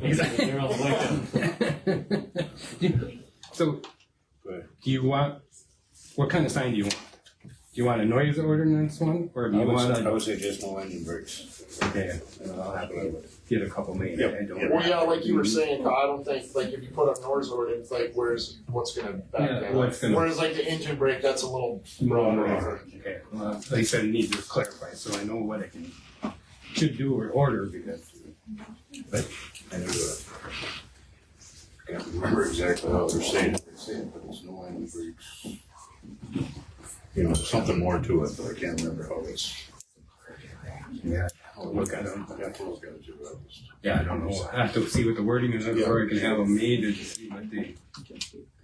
Yeah, if you want. I know I've seen, noise ordinance, I've seen them and I've seen Jake breaks, but other than that, I don't know. See, there again, they're saying. Well, yeah, I know, that's what I mean. You can think of it, like, I'll too, because, yeah, right now I'm not, thinking about what it is. Yeah, what else we have for? I checked on that guardrail. I don't know if you want to hear the price, but that south by the bridge here, where you had talked about from Necklace down that curve. I got a better idea. Okay. How about some of those reflectors that we had, like on the transfer turn down there? A few of those reflectors, just put them up so it looks safer. Can do that too. That's a lot cheaper. Yeah. Because right now, guardrail for that stretch, they figured 400 feet. Used to come around, it's no different now than it ever was as far as the safety hazard. But it looks well, it's open to view, you can see it. But the guardrail is from 35,000 to 40,000. Really? For 400 feet, you said, or what did you say? You're talking about solar. Just put a bunch of reflectors up there. For now, See what happens. See what kind of results we get. Yeah. I got an update for you guys on the liability policy that we discussed at the last commission meeting. So I had a conversation with our insurance provider, and the cover page of that is a little misleading. In that it led me to believe that perhaps we didn't have appropriate coverage. So after speaking with the insurance provider, those numbers that we see on that cover actually are direct references to portions within the policy itself. And so I'm like, you guys are idiots. Like, do you understand why this is a problem? And they're like, yeah, kind of. So anyway, so the point is we are fully covered in every way, shape, or form that we can be. I didn't call him an idiot, so maybe I should have. Yeah. That'd be for liability if the deputy driving into the county. All covered, yep.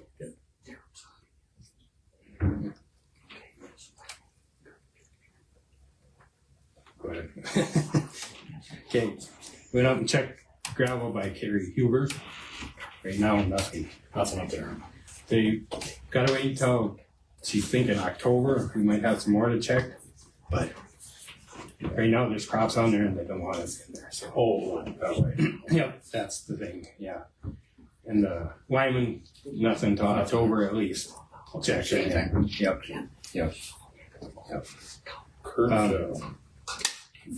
What Dave Burgers, have you checked up? No, but I don't know if he's got everything done with B&I before we can go in there. Kurt Hagen. Oh. There's a spot.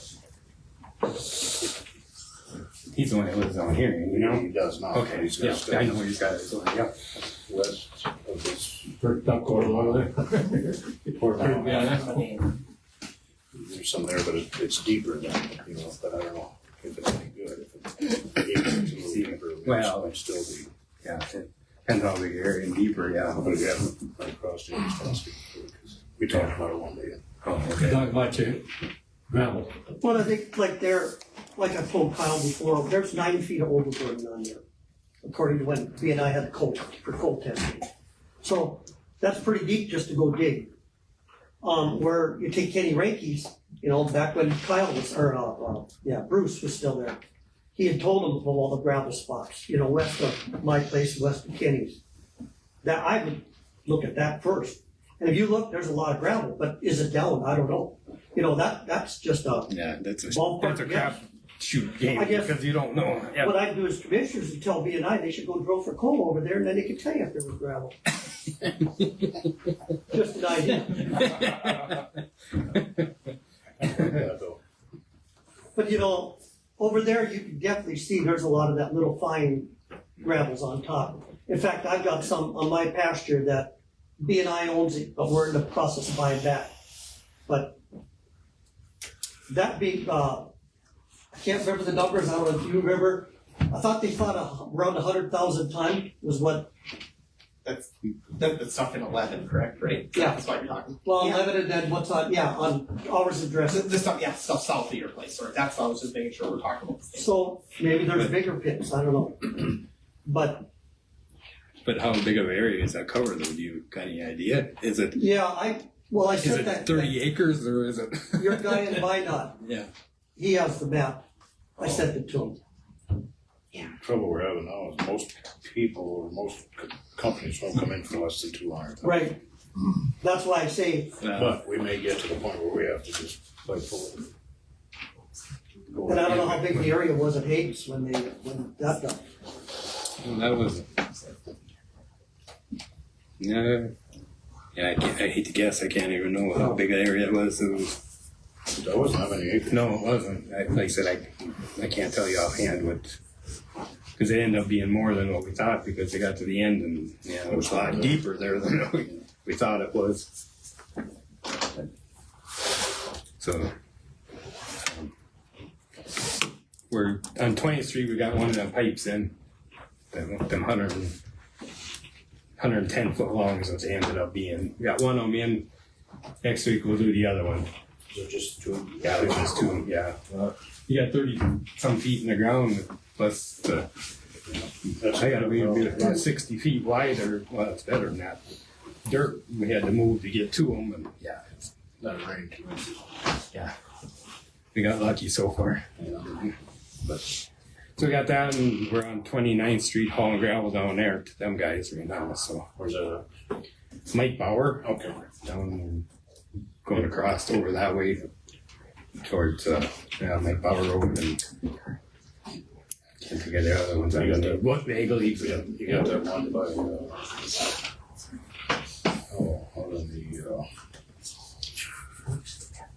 Weber Road there. That one that can't think of his name now. That's Brymeyers? No. Yeah. They said that past, you know, when you get to Weber Road and then that's road done. going west That's farther. done. That one's done. That's done. Okay. All the way to Lennox, that's done. All right. Yeah. We still got them few loads sometime to take down by. Yeah. The other one that we. By Reiners? Reiners. Yeah. He said, like I said, he just wanted 3 or 4 Yeah. loads on that road. On that Yeah, I east-west road, down down in south the- of Warren Reiners. Yeah. Well, because that's just a Said prairie they trail don't need a almost lot, through just there. spread it out. You guys know that brand new gravel trailer got smashed into it, don't you? Got rear-ended there? Yeah. Insurance is They're covering anything on that? Well, We gotta it's get still. on with the sheriff's department yet and find out if they. James is the one I think that. Yeah, James. I don't really know anything. Anytime you get somebody hit in the back of somebody, you're at fault. Somebody's got to be at fault. And I really want to cite it, but if we do plan on getting that fixed, it's going to be a big expense. So just so you're aware of it too. Yeah. So the report did go into the sheriff's department. Well, the sheriff was out there. Deputy was out there, but so far it hasn't been written, as far as I know. Yeah, I guess I don't know. But he's got a year. It's not something that I'm working on. He's got a what? I guess a year. A year? A year. I don't know that. He says you're doing 35, and I'll guarantee you I hit them trailers with blades. It's pretty fast. A little more than 35, is it? Yeah, more. Never been. Even that guy down at the trailer said 35, and you know what? There's no way. Because you can smack them pretty hard with a blade or a dozer pushing on them and not buckle that frame. You see it? Yeah, I see it sitting out there. At the frame. I mean, it's. So, yeah. Anything else, guys, for Kyle? Good. Got our skid steer in and all that. Yep. Thaw man, you got that on? Or No, put that on? no. We'll have a machine shop. Oh, and yeah. You It got come a with machine it. out there. Yeah, that's the thing. Skid steer works really nice. That was a bigger machine. I understand a couple of them things out there work really well, like the laser and Oh, yeah. the Packer worked really well. Yep. See, Kyle, I'd like to bring one thing up. You know, Marvin did a hell of a job the last couple of days. But you know, the semis are pounding the hell out of the road. Remember where Betty Fuchs was, you had the whole scorial in 6 years ago or whatever, remember that? Well, it's Is it pounding coming in again? again. And as soon as them soft spots start, Well, yeah, he and worked the it yesterday. I bet he spent dinner an hour there trying to, well, it's bottomed out again. And I don't know what the heck we can do, but you can't stop the semis, they're all hauling up the Hensler. But then again, if 35th wouldn't have been closed, they could have dealt with it instead of us. But yeah, I don't know what you're gonna do, but, you know, it's getting Look at it bad. and see what it And I is. think, another thing, I think Deb called Lee on it, the outfit doing the lagoon out here. They weren't blading the road, and, there was a semi in front of her, and she said he and then I think she called Lee and he went and looked at it. Well, as soon as you addressed it, they came and bladed it. And now they're blading it every day, but they were leaving pretty The good bridges ruts in there? and chunks. When I got there, it was a hazard. I suppose they're going across with scrapers. Yep. Yep. So I went down to the city shop, and if you're missing 2 pylons, I have them. Oh, okay. By the time I got there with them, they already had the road fixed. I think if you remember 2 years ago, we had the same problem right north of the overpass out there north of the gun club. B and I was crossing it a lot, and they were leaving a lot of mud chunks and stuff. But the past year, I haven't seen, well, all this year, not a problem. nothing. But they're not using it as much. Right. But you know, when they keep crossing and no gravel and all that mud, and then they make the ruts with the heavy equipment. Yeah. Because they're coming off that pile over there, Right. clay pile. And But they have corrected the problem. they did. And this guy, like I say, I come today and I was doing 45 and Yeah. never felt How nothing fast? here. Huh? 45? Well, I think he bladed it this morning. Okay. I thought he said 60. Jim was listening, or I just said, Jim, what do you have for us? Just one thing in addition to The bridge. we're doing that.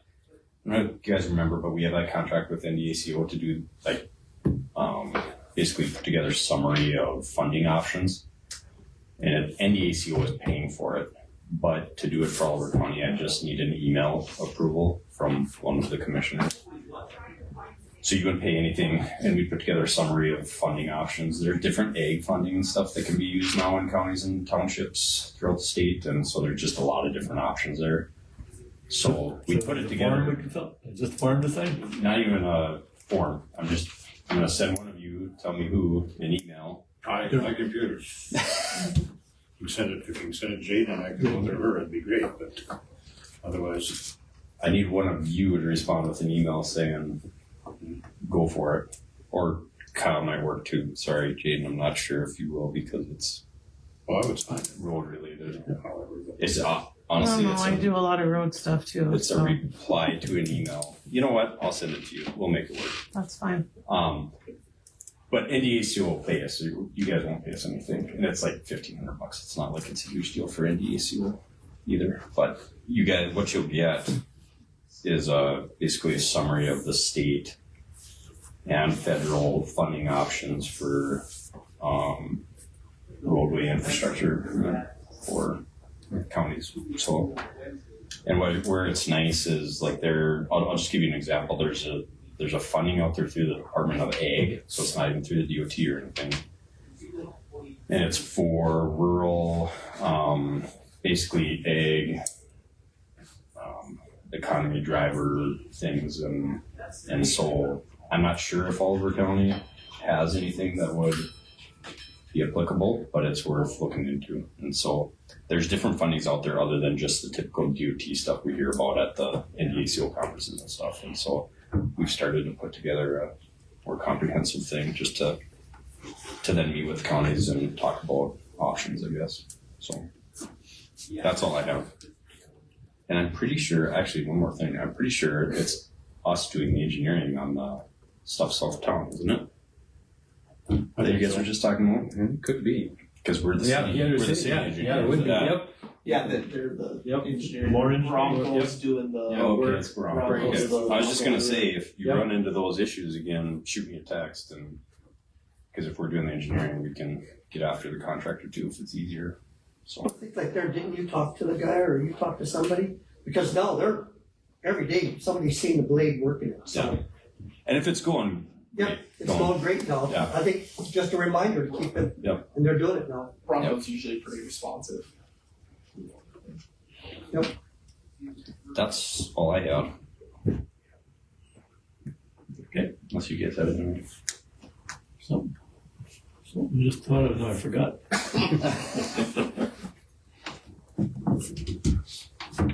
Oh, for the conference. Are we registered? Yep. Do we have rooms? Yes. Are they in The Bismarck Hotel. Yeah. Yes, they're in Bismarck. They're at the Bismarck Hotel and Conference Center, the one right across from the mall. The one you guys stayed at last year. Yeah, it used to be the Ramada. Yeah. Yeah. Yep. Yep.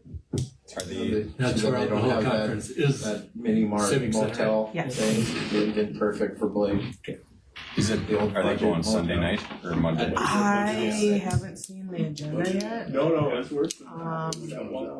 They were trying to keep everything on the weekdays, but I He would don't know know because he for stayed there sure. a few times. Oh, I can. And I haven't seen anything about signing up for the DOT portion either, Yeah. so. So it'd be either Sunday night, Monday night, right? 'Cause Tuesday- Sunday, Monday. Kind of the same deal. Something. Yep. Sunday, Monday, Tuesday is the conference. So I have rooms for you guys Sunday to. What are those dates again? It's an excellent question. Let me see here. The Well, I'll be there, 20th through the so- 22nd Of October. of October. You have rooms, you're registered.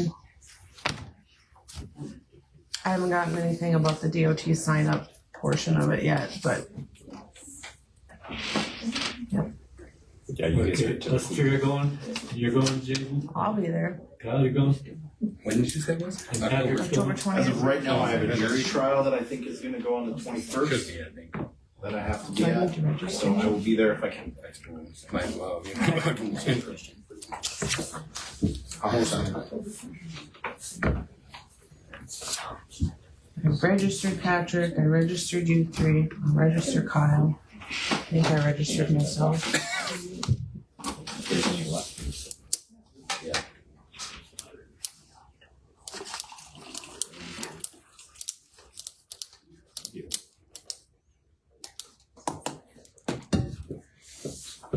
I might take off unless you guys. Okay. Thanks for doing it, Steve. Yeah, you bet. Okay, we'll see you. If not before October, we'll see you at the conference. Do we have anything else? I need you guys to approve the preliminary budget. That is a requirement, I do have to get it. No, you looked at it and then we had to move on, so. I just need an approval, please. That, just to satisfy their state requirements. Yes. Because we haven't looked at it very well.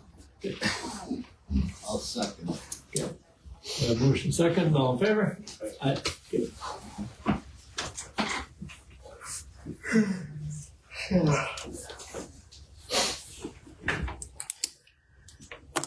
That's it? Nothing else? That's all I got. Meeting adjourned. When is the next meeting?